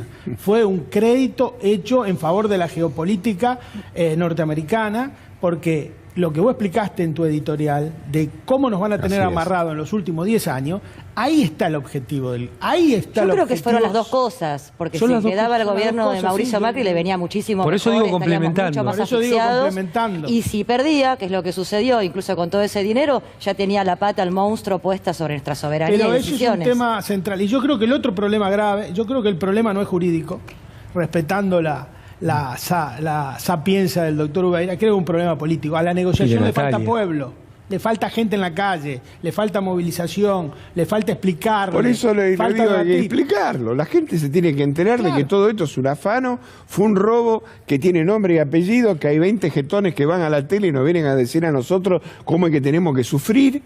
Porque finalmente ellos no sufren. Que además a vos te vienen a explicar por qué te la tenés que bancar. Pero, a ver, bueno, el problema es que son provocadores. Pero cuando el presidente o cuando el ministro dicen dar un paso hacia el default es avanzar sobre lo desconocido, para mí claramente digo yo adhiero a esa mirada, es decir, ir hacia lo desconocido implica necesariamente, en función de la historia argentina, que siempre terminan pagando los mismos.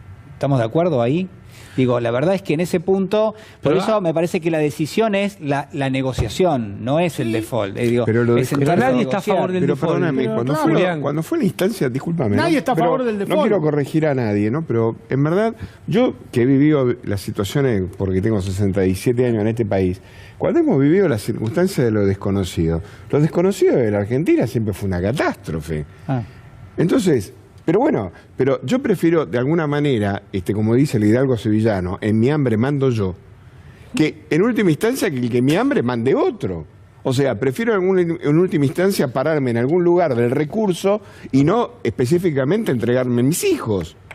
¿Cómo le entrega el futuro de mis hijos? Bueno, a mí me parece que la decisión del gobierno es salir en el corto plazo de la situación y eventualmente, dentro de 2 años y medio, en otro contexto, no sé, sumarán otras cosas. Me parece que no es menor que muchos países en el mundo estén muy cerca de una crisis de deuda, ¿no? Esto también hay que marcarlo. Bueno, eventualmente la Argentina podría llegar a renegociar distinto. Julián, vivimos en una crisis de deuda. Desde el 2008 hasta hoy, ningún país salió de la crisis de deuda. Claro. Algunos tienen la herramienta monetaria, como Estados Unidos o la Unión Europea, para hacerle pagar a las mayorías.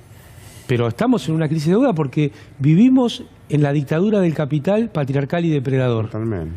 Y esa situación, hoy no es la relación capital-trabajo lo que ordena la economía global. Es lo que ordena la economía global es la relación deudor-acreedor.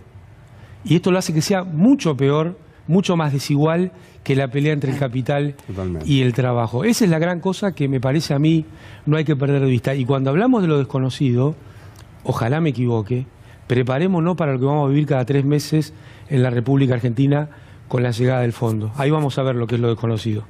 Bueno, la verdad que justamente eso no es lo desconocido porque ya nos pasó, ya sabemos. Pero lo desconocido es que te van a cambiar el arco todas las veces. Pero mandaron a un funcionario del fondo para ver gente de la Policía Federal. A ver en qué gasto y asignaciones de recursos tenemos para la Policía Federal. Sí, es muy llamativo la foto del... Sí, y cuando llega el día D, ¿no? Cuando llega el día que viene el fondo y te dice, no te desembolso más. La foto del futuro representante del fondo. Sí, ya sé, está ahí. El futuro representante del fondo, que todavía no sé qué pito toca porque no está firmado el acuerdo. Yendo a la Policía Federal... y poniendo la bandera británica, podrían haber puesto la bandera al fondo, como dice la compañera Alicia Castro. no nos haría mucha gracia, pero mucha menos gracia nos hace la bandera británica en el despacho del jefe de la Policía Federal. ¿Y qué están haciendo? ¿Están preparando el sistema de represión desde el Fondo Monetario? ¿Qué hace en la Policía Federal? ¿Por qué no fue a ver un bloque de diputados, de senadores? ¿Qué hace en la Policía Federal? No creo que haya nada todavía que indique eso. Me parece que es cifrar una expectativa, una especulación en todo caso. Lo que sí me da la sensación es que el gobierno está avanzando en un acuerdo donde quedan, yo decía al comienzo del programa, muchos interrogantes que sería necesario que el propio gobierno empiece a explicitar y que en el contexto ese uno entienda la discusión que se va a dar en el Congreso, donde hay representantes de todos nosotros que tendrán que irnos informando qué es lo que van a estar discutiendo. Ahora, perdón, y la verdad es que las buenas noticias no vamos a tener en un acuerdo con el Fondo Monetario. No sé muy bien por qué decís que quedan muchos interrogantes, porque yo te escucho a vos, sí, escucho a Pedro, escucho a la mesa. No hay muchos interrogantes, queda clarísimo lo que va a pasar. No, que la verdad es que no, perdón. No, bueno, a ver, pero... no soy economista, lo digo desde la... Sí. Pero me parece que es clarísimo que cada 3 meses, que ya empezaron, a pesar de, como dice Abado, el acuerdo no está firmado y ya están haciendo una investigación que no sabemos qué es en la policía, ya sabemos que van a pedir un ajuste sobre las jubilaciones, ya sabemos que... ¿Cuál es el interrogante? ¿Sabés cuál es para mí, perdón, Julián, el interrogante? Tengo interrogante, pero bueno. Para mí el interrogante es por qué lo está haciendo. Ese es el único interrogante. ¿Por qué lo está haciendo qué? Yo le preguntaría, señor presidente, ¿por qué lo están haciendo? Bueno, pero yo te lo contesto si querés, digamos, porque yo me pongo del otro lado, digo, bueno, tengo que conducir un país, tengo la responsabilidad, tengo un ministro de Economía que, bueno, uno podría criticarle que se ocupa menos de la inflación y de la vida de los argentinos en forma cotidiana. Que de la deuda. Que de la deuda, pues, se le ha endilgado allí algún tipo de responsabilidad vinculada con ese tema, lo está cerrando. Creo que para el propio ministro de Economía es un hito para él, que en términos personales y de carrera. Lo que pasa es que cuando uno ve de qué se está hablando, cuáles son las cláusulas y eventualmente cuál es la posición de fuerza de la Argentina, la verdad es que en ese punto a uno le gustaría que la Argentina presentase alguna discusión más rigurosa. Nosotros, acá está Amado, que es uno de los economistas más brillantes de este país, y me podrá corregir. Nosotros ya estuvimos aplicando estos 2 años una política profundo, achicando el déficit fiscal, no gastamos 2.1, hicimos todo parte de ese programa, no sé si estoy equivocado, Amado. Pagamos 7.000 millones de dólares. Pagamos 7.000 millones de dólares y perdimos 4 millones de votos. Atenti, porque yo siempre he defendido y he dicho que la cuestión electoral es central para los movimientos populares, porque nosotros la única manera que tenemos de llegar al gobierno para mejorar la calidad de vida de la gente son las elecciones. No subestimemos ese tema. Y yo creo que Martín Guzmán lo ha subestimado de una forma muy, muy grande. Pero yo te agregaría que lo de los votos, que es importante, podríamos dejarlo de lado si los ingresos de la población fueran otros. Claro. Acá el gran problema es que tenemos un nivel de ingresos de nuestra población que no es compatible con un crecimiento con inclusión social y un desarrollo de la Argentina. Este nivel de ingresos es más compatible con un modelo exportador con muy poca inclusión y con muy corta vida política en el futuro.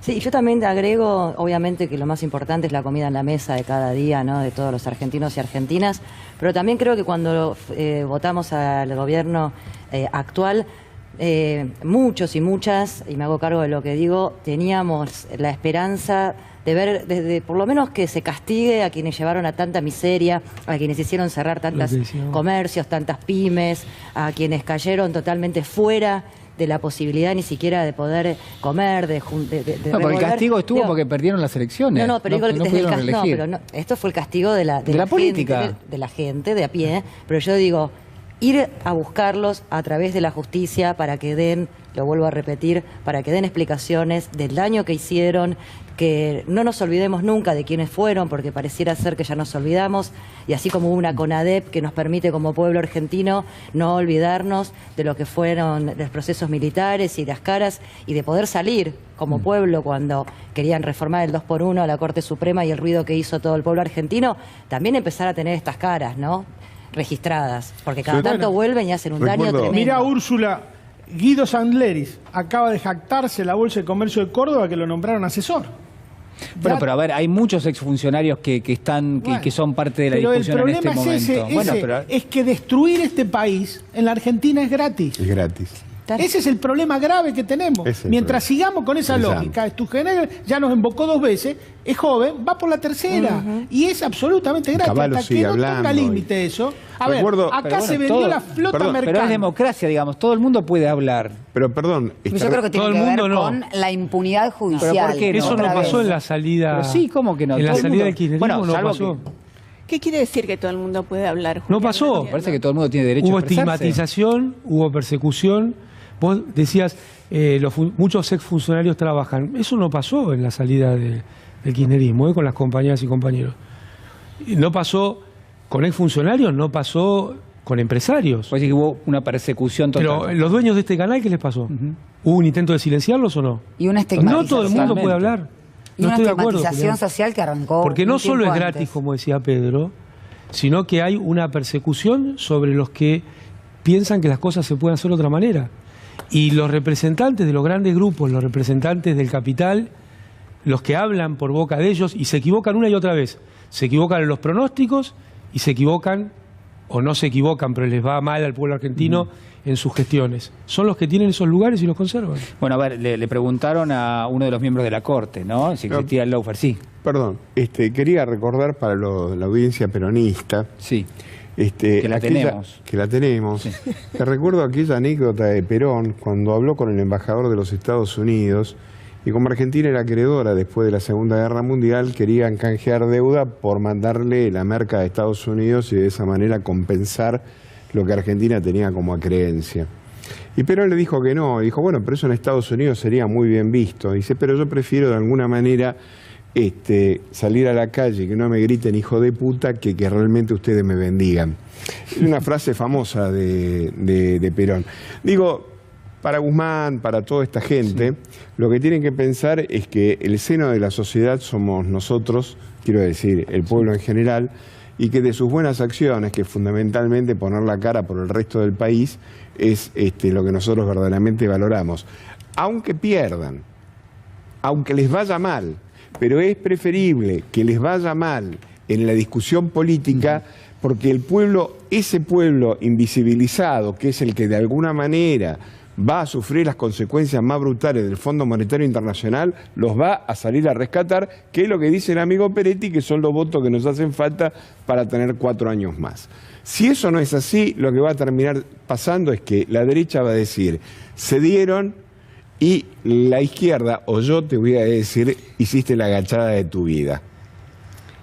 Y esto es lo del año pasado, Julián. Nosotros a algunos compañeros que tenían lugares en el gobierno les veníamos diciendo desde marzo que la elección la íbamos a perder. En marzo ya se veía clarito lo que iba a pasar. ¿Por qué se pierde la elección? Porque los ingresos de la población son insuficientes. Eso. Y el acuerdo con el fondo blinda esa situación y no la permite cambiar. La va a empeorar. Por eso digo que no hay muchos interrogantes. O sea, que va a empeorar las jubilaciones de 32.000 pesos. Nosotros tenemos un nivel de ingreso. El 90% de las familias argentinas vive con menos de 200.000 pesos. Quiere decir que alguien que tiene 201.000 pesos está en el decil más alto de la economía argentina. ¿Qué más puedes decir? Jubilaciones de 32.000 pesos. ¿Vos decís que van a empeorar?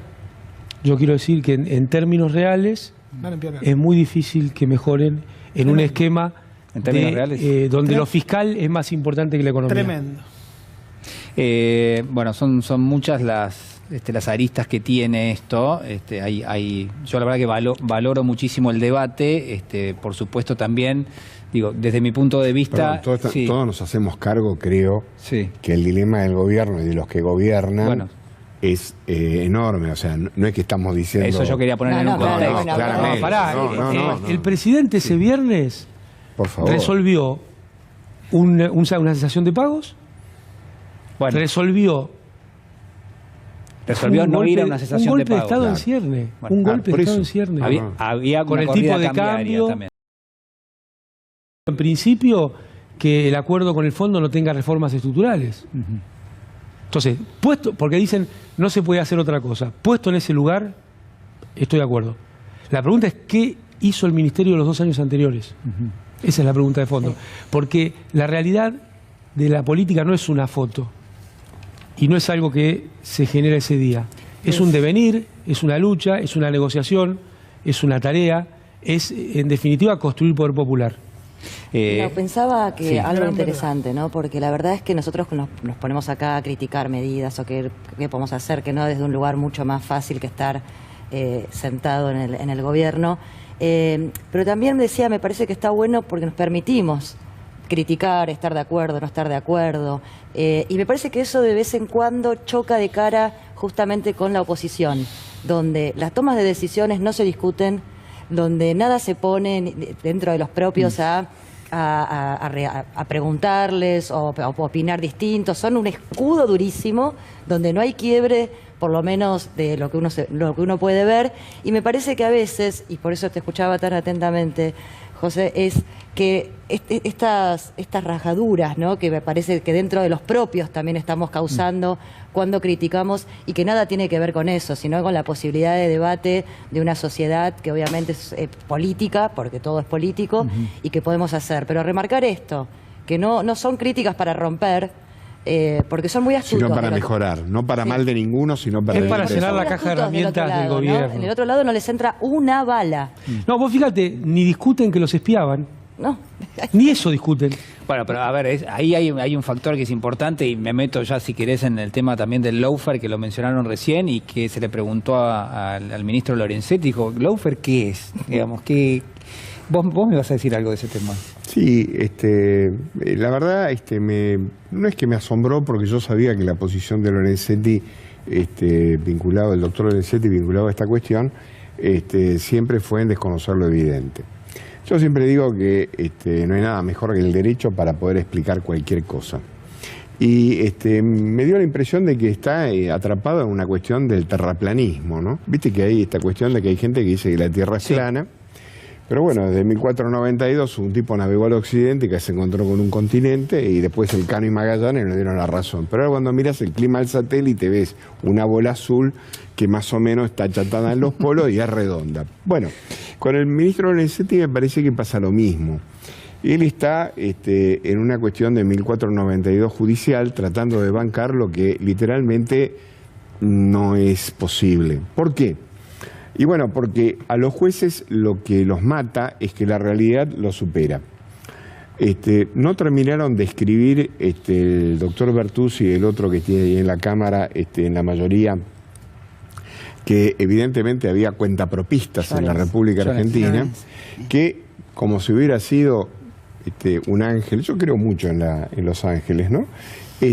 Bajó que resulta Di Stéfano y compañía estaban reunidos armando una causa para obstruirle la vida a un sindicalista que podrá ser peor o mejor, pero que todos sabemos que no corresponde.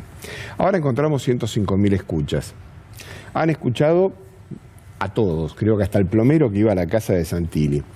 O sea, en verdad, cuando uno se pregunta, este tema del lawfare, el presidente de la Corte Suprema de ese momento era el doctor Lorenzetti, que era el que tenía la llave para hacer funcionar este aparato que fue la de Ajudeco.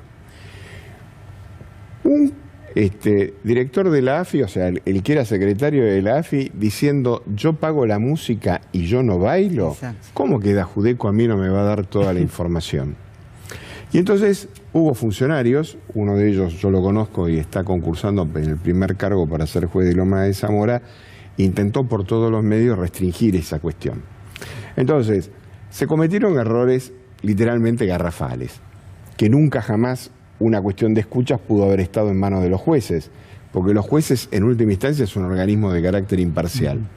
Se vieron la destrucción de el sistema del derecho de la República Argentina vigente en ese momento, que era la abolición del sistema de prisiones preventivas, que había un fallo plenario al cual se desconoció de punta a punta.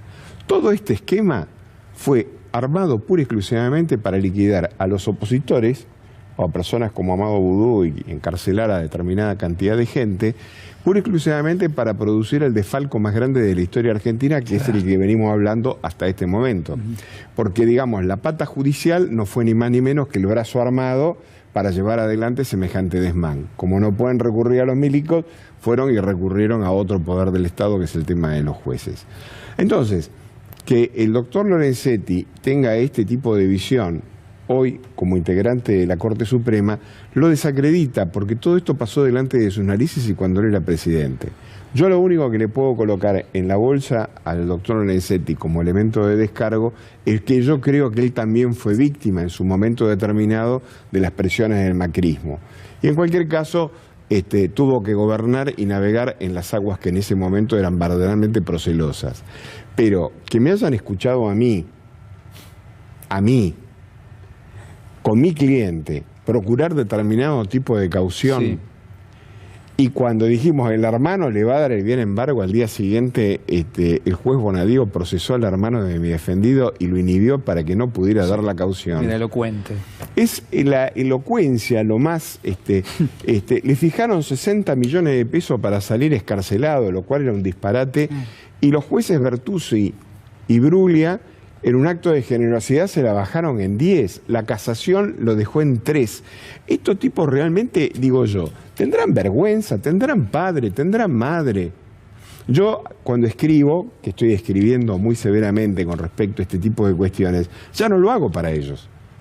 Yo lo hago para los secretarios, para los pibes, para los que tienen menos de 30 y que miran qué es lo que están haciendo sus jefes. Porque esto ya está perdido. Lo único que nos queda son los que están por venir. Porque esto no tiene solución. Entonces, que venga el señor Lorenzetti y nos diga que en la República Argentina no hubo lawfare es literalmente cagarse de risa de los argentinos en la cara. En el Poder Judicial y el lawfare pasa lo mismo que con respecto a la deuda. Hablábamos de que hay que explicarle a la ciudadanía y a los argentinos y a las argentinas qué sucedió, quién contrajo esa deuda y qué es lo que va a suceder con la vida a futuro. Y con el lawfare pasa lo mismo. Digo, porque hay que explicarle a la gente que hay jueces y juezas que no son imparciales como debieran serlo, que hay jueces y juezas que mantuvieron conversaciones con integrantes del Poder Ejecutivo, que hay juezas y jueces que también mantuvieron conversaciones espurias con integrantes de la Agencia Federal de Inteligencia, que por ley no pueden mantener ningún tipo de ese contacto y que están para proteger el orden constitucional. Es decir, armaron una auténtica mesa judicial. Y esto se intenta defenestrar diciendo que no es tal cosa, que no existió, que lo que se buscaba era la persecución de las mafias.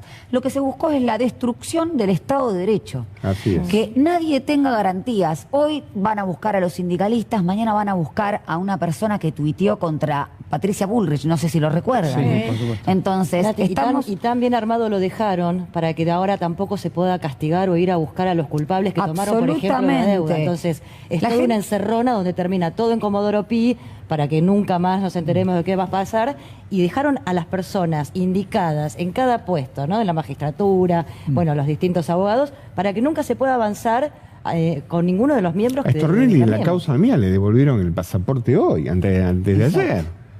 O sea, se lo trajeron a Comodoro Pi, ahora le devuelven el pasaporte, pobre pibe, para que de alguna manera pueda ser feliz. Digo, este tipo Arribas que se va a países que no tienen extradición. Digo, ¿a qué funcionario, o sea, Cristina Fernández, para ir a ver a su hija que estaba en Cuba con un problema de salud enorme, le pidieron más o menos que desenterrara al marido? Y resulta que este sinvergüenza de Arribas, un ampón en toda la regla, porque aparte son de los que tiran la piedra y esconden la mano, porque ese de verdaderamente es un gran hijo de puta, bancado por Macri. Claramente es un ampón, un sinvergüenza, y los jueces le dicen, no, papi, andá, tomá sol, a ver si podés traer jugadores para la Argentina. La verdad, señores, digo, los jueces tendrían que tener un poco de vergüenza, tienen que tener cuidado cuando salen a la calle, porque realmente la gente un día se va a dar cuenta de que todo esto es una verdadera mentira. Me quedo pensando en esto. Había una expectativa de que algo de todo esto podía llegar a cambiar en los últimos años en la Argentina. Sí, yo creo que sí, ¿no? Esa expectativa estaba. ¿Hay un peligro de que en los próximos años volvamos a tener un capítulo como el que hemos tenido? Sí, claramente. No lo dudes.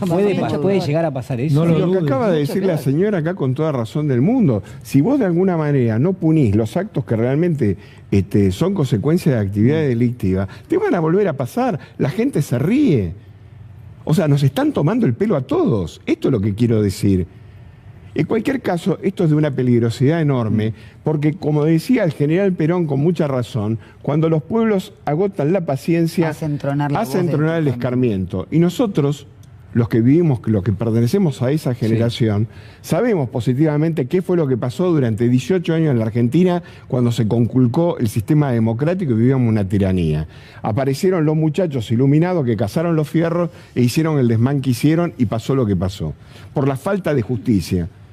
En este caso particular pasa exactamente lo mismo. Lo que estamos viviendo es un esquema donde claramente los que verdaderamente se robaron el país, no solamente que no van en cara, sino que se paran en la tele y te dicen concretamente cómo tenés que vivir vos.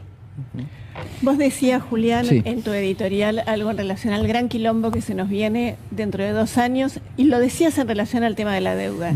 Quiero tomar lo que dice habitualmente Pedro. El quilombo va a ser mayor porque en esta línea ganan las elecciones.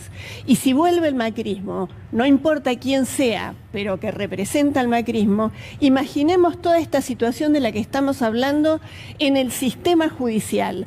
Dejaron el campo minado con la más absoluta estrategia inteligente. Y además, bueno, ya lo dijo, ¿no? El expresidente lo cerraba en 5 minutos, a costa de siempre de los mismos. Y ojito que el que saca los pies del plato desaparece. Y también, bueno, y a partir de ahí nos hemos enterado de todo lo que nos hemos enterado.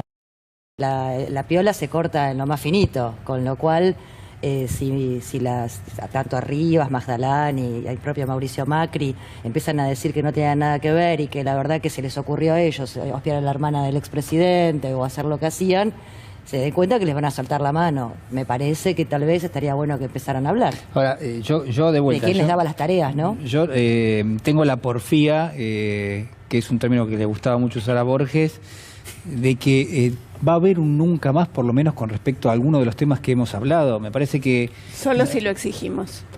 Pero bueno, para ver, no están los mecanismos, digo, el tema de la deuda, por ejemplo, que fue realmente, fue insólito en su momento, pero que si uno lo mira hacia atrás, hay un camino que se va dando para abrirle la puerta al Fondo Monetario Internacional, desde la apertura de las importaciones, la desregulación Empezó con el pago de los buitres. Bueno, a partir, claro, empezó donde cualquiera, no hacía falta saber mucha economía para darse cuenta al tercer mes de mandato del expresidente Macri, ya te dabas cuenta que, digamos, que yo me estoy tentado de decir, yo llegaba a mi casa y le decía a mi mujer, ¿sabes qué? Se la van a poner de frente. Me decía, no te parece, esto es pero digo, no, es imposible, vos mirás la cuenta, no dan los dólares, dejaron la liquidación del agro, ¿ustedes se acuerdan? No estaba la obligación de traer los dólares al país. Entonces digo, digamos, es alguien que se quiere golpear de frente. Julián. Sí, y no fracasaron, No se equivocaron y no fracasaron. Claro. Vinieron a hacer eso. Eso es muy importante tenerlo en cuenta. Vinieron a hacer eso y van a volver a hacer lo mismo. O sea, se anudaba una medida tras otra y evidentemente la búsqueda era directamente o dársela de frente o golpear la puerta del Fondo Monetario en algún momento. Creo que era casi una búsqueda. De todas maneras, para que nunca más, con respecto al tema de la deuda ocurra, ahora me acabo de serenar un poco. Sí, viniste... No, me acabo de serenar recargado. Un poco, pero la verdad es que para que no ocurra nunca más, tiene que haber una decisión política tomada, por supuesto, entre los actores que no son parte del delito, que tiene que ser esa población que de alguna manera, o los representantes de la población que no tuvieron ninguna participación en esta cuestión, una gran decisión política que tiene que estar canalizada judicialmente. Porque el nunca más en la República Argentina fue un acuerdo político que se canalizó judicialmente, se juzgó a los responsables, fueron en cana y de alguna manera la sociedad se enteró quién era quién. Mientras eso no pase, hoy de alguna manera la gente se pregunta por qué los cuarteles en la República Argentina tienen pretensamente un sesgo democrático. Porque todos saben positivamente que el que saca los pies del plato dentro del ambiente militar, esto tiene un costo y ese costo es eterno. Pero, ¿qué tuvo ese detalle? ¿Cuál fue el detalle para que esa historia que tan bien relatás vos se concretara? La movilización, fundamentalmente los organismos de derechos humanos, la gente en la calle. El nunca más lo garantiza la gente en la calle. Bueno, no hay otra manera de garantizarlo. Pero está dado esto. El señor Peretti me quitó justamente el cierre. El final. Perdone, doctor. Pero hoy estuvo muy encendido usted, así que. Pero, o sea, la salida es la movilización. Totalmente. Totalmente. No te quepa duda. Y Si no esto no- permitir más esto, ¿no? Bueno, pero no se permite con la movilización, eso es lo que digo. Bueno, claro. Están dadas, Pero por recordemos, ejemplo, también recordemos los nombres. pero ¿no? Hay viene gente un que- gobierno nuevo hay y quiere gente- tomar de vuelta deuda con el Fondo Monetario dentro de 3 años o 2 años y medio. Depende ¿La mucho de lo gente que sale a pase la en este calle para momento. impedirlo? Yo creo que depende mucho La de lo que reforma pase. previsional en 2017, 2000, ya no recuerdo, 2018, así fue. también. Y así reprimieron. Claro. Buscaban a la gente en las bocas de los subtes. O sea, lo viví. Las balas estaban tiradas en el tema es que piso. ellos son tan astutos que han captado justamente a todos los medios hegemónicos, a las redes, donde realmente hay mucha gente que cree que no pasó, que esta deuda no se pidió, que Pero no pidió no. Mauricio Macri. Vuelven a repetirse los mismos nombres de Sturzenegger, absolutamente todos que deberían tener prohibido participar en la política argentina Sí, señora. por el daño que han generado. Pero no es la y lo astucia. repiten y lo repiten. Entonces es como el agua en la O sea, piedra. que Cavallo, ¿viste? que Cavallo Bueno, tenga, que Cavallo perdón. tenga cámara y venga a explicarle cómo es que salimos de este problema que con pueda respecto al Fondo resignificar. Monetario Internacional.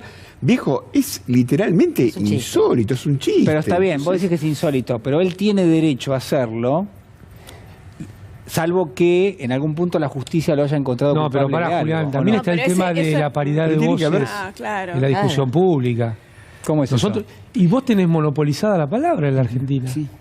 No es casualidad que siempre sea el mismo coro estable de repetidores de mantras Y no es que casual- van de un lado y no es a otro. casual que Mauricio y Macri no de es las casualidad que primeras medidas fue esa. este canal se lo querían robar a los dueños.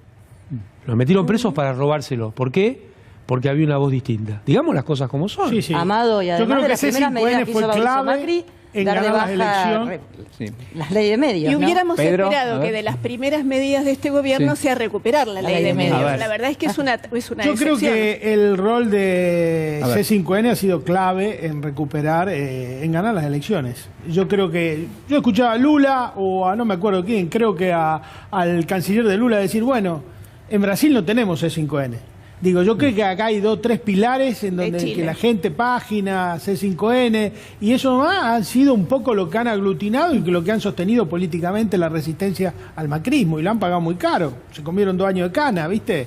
Caso único, igual que en la dictadura. Este caso de esto, igual que el caso Gutmann, cuando le sacaron en la dictadura a Martínez Dios y de otro más, le sacaron un contrato de venta de textil a Taiwán, no me acuerdo dónde era, lo tuvieron en Cana O sea, 2 por años y le eso- sacaron por- el negocio. Por eso la eso que- construcción de sentido y los aparatos de reproducción de la construcción de sentido son algo que hoy parece que no están en la agenda de la discusión del gobierno. Y es llamativo porque se están usando en contra del gobierno, muy en contra del eso es lo que gobierno. Ese es uno de los grandes legados de Cristina Fernández de Kirchner que no se dicen. Hay 2 o 3 legados que son fundamentales. Uno, el desarrollo de toda una corriente de economistas jóvenes heterodoxos. Eso no existía en los 90. En los 90 los economistas heterodoxos, ¿quién era? ¿Qué sé yo? 2 o 3, Arnaldo Bocco, Lozano, Feletti y algún otro más que se nos olvida. Bueno, después de eso se abrió, vino Amado, Kicillof y todo lo. Y el otro es que gran parte de la sociedad argentina aprendió a leer las noticias a través de la prédica de Cristina Fernández de Kirchner. Y eso es muy importante porque esas son cosas, son herencias que nunca se dicen, pero que la verdad que eso generó. ¿Por qué? Porque había política. Todos los días se hacía política y eso es muy importante. Y llama la atención también que no solo no es un constante enfrentamiento entre los medios hegemónicos contra el gobierno nacional y que no solo queda ahí, sino que el mismo gobierno nacional le da la pauta, es decir, le da la plata para que se compren las granadas. Digo, en vez de darle esa cantidad de pauta a medios más chiquitos, a fomentar que Cooperativas. nazcan nuevas, claro, cooperativas o radios o Pero- canales, sino que los subvenciona Sí, las mismas armas con las que le van a tirar. Me quedé con una cosa que dijo Pedro, ¿no? Que me parece, a mí me encanta cuando pierdo 7-0 y empezamos el segundo tiempo. O sea, que con un cuadro así de chiquitito uno arranca y dice, pero bueno, a ver, vamos a perder 7-0, vamos a meter 14-0, porque acá vamos a morir. C5N cumplió un rol fundamental, como acaba de decir Peretti. Yo vine acá por primera vez a un programa de Silvestre cuando defendía a Tomás, y ese día yo noté de alguna manera, al día siguiente en la calle, como que se había irradiado algo. En la causa Cuaderno, estamos hablando de Sí. pleno apogeo, Pleno apogeo de de toda acuerdo. esta gente. Y la verdad es que tomé un gran respeto, no solamente por digamos, por el canal, las circunstancias que estaban pasando históricamente, que acá la gente cobraba como podía y se mantenía como se mantenía, en fin, y todo ese tipo de cuestiones, sino porque era un acto indisciplinado en una república absolutamente vacía de contenido. Entonces, me parece que esto que nosotros hacemos no es militar por un partido, es militar por la estructura de una sociedad que no, digamos, nosotros no podemos renunciar. La verdad que vengo de España, que es el pueblo de la tierra de mis viejos, ¿no?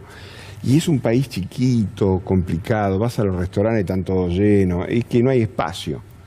Y en este país está absolutamente todo por hacerse.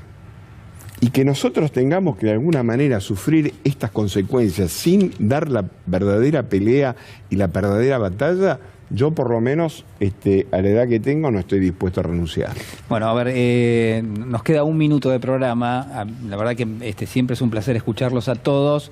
Yo lo que quiero decir es que si cabe esa especie de perdemos 7-0 y arrancamos hoy, arrancamos con este programa que discute un poco hacia adentro, pero que también lo vuelve transparente a ojos de la sociedad, de qué es lo que nos preocupa, de qué tenemos miedo, cuáles son los datos que no tenemos todavía, cuáles eran nuestras expectativas y qué no está pasando, ¿no?, con esas expectativas, o en todo caso qué está pasando, que es que se van deshilvanando, se van deshilachando, se van perdiendo intensidad. Bueno, de alguna manera es un reconocimiento, digo, a toda la sociedad que nos mira, que nos va acompañando. Quienes son parte de C5N desde hace muchos años saben por lo que ha pasado toda la gente que trabaja en este canal, pero también de la satisfacción de caminar la calle, de poder caminar la calle, que es algo que no es menor para los periodistas, para aquellos que día a día, bueno, transitamos afortunadamente libremente, ¿no? Y que recibimos muestras de cariño de todos lados, sobre todo del mundo de los trabajadores, ¿no? De todos aquellos que somos parte del mundo del trabajo, que es tan importante. Vos seguramente tendrás otro target. Yo tengo muchas jubiladas. Yo también las tengo. Que vienen y me abrazan y qué sé yo. Yo también. Pero, ¿sí, en serio? En serio, no, sí. Te felicito. Y el otro día tuve una gran satisfacción que iba a Comodoro Pi, no había nadie, de pronto pasa un camionero, toca la bocina y me dice: grande José Manuel. Una satisfacción enorme, que el tipo, escuchame, me reconoció de lejos, ¿no? O sea que evidentemente... Bien, muy bien. Yo quisiera hacer un homenaje para irme chiquitito. Son 10 segundos, sí. A Mario Cafiero. Bien. ¿Qué falta nos haría hoy en esta discusión de la deuda? Que ha sido un gran funcionario y un tipo muy esclarecido en todo este tipo de cosas. Mario, nos haría mucha falta hoy. Hasta la última semana mandaba trabajos sobre temas monetarios por el WhatsApp. Sí. Bien. Bueno, ¿nos queda para despedirnos una frase o no? Una frase. Una frase. Voy a hacer Me algo. van a matar, pero dale. A vos te gusta. Claudia Peiró, quiero decirte, mi cámara está ahí, estás mintiendo. Infobae, tu última nota, esa en la que decís que las denuncias que las mujeres hacen son falsas, es una mentira, y te pido por favor que en todo caso le des la posibilidad de hacer un descargo a todas las madres protectoras a las cuales insultaste en esta nota. No, nos despedimos, nos reencontramos el próximo domingo, ¿les parece? Dale. ¿Cómo no? Chao.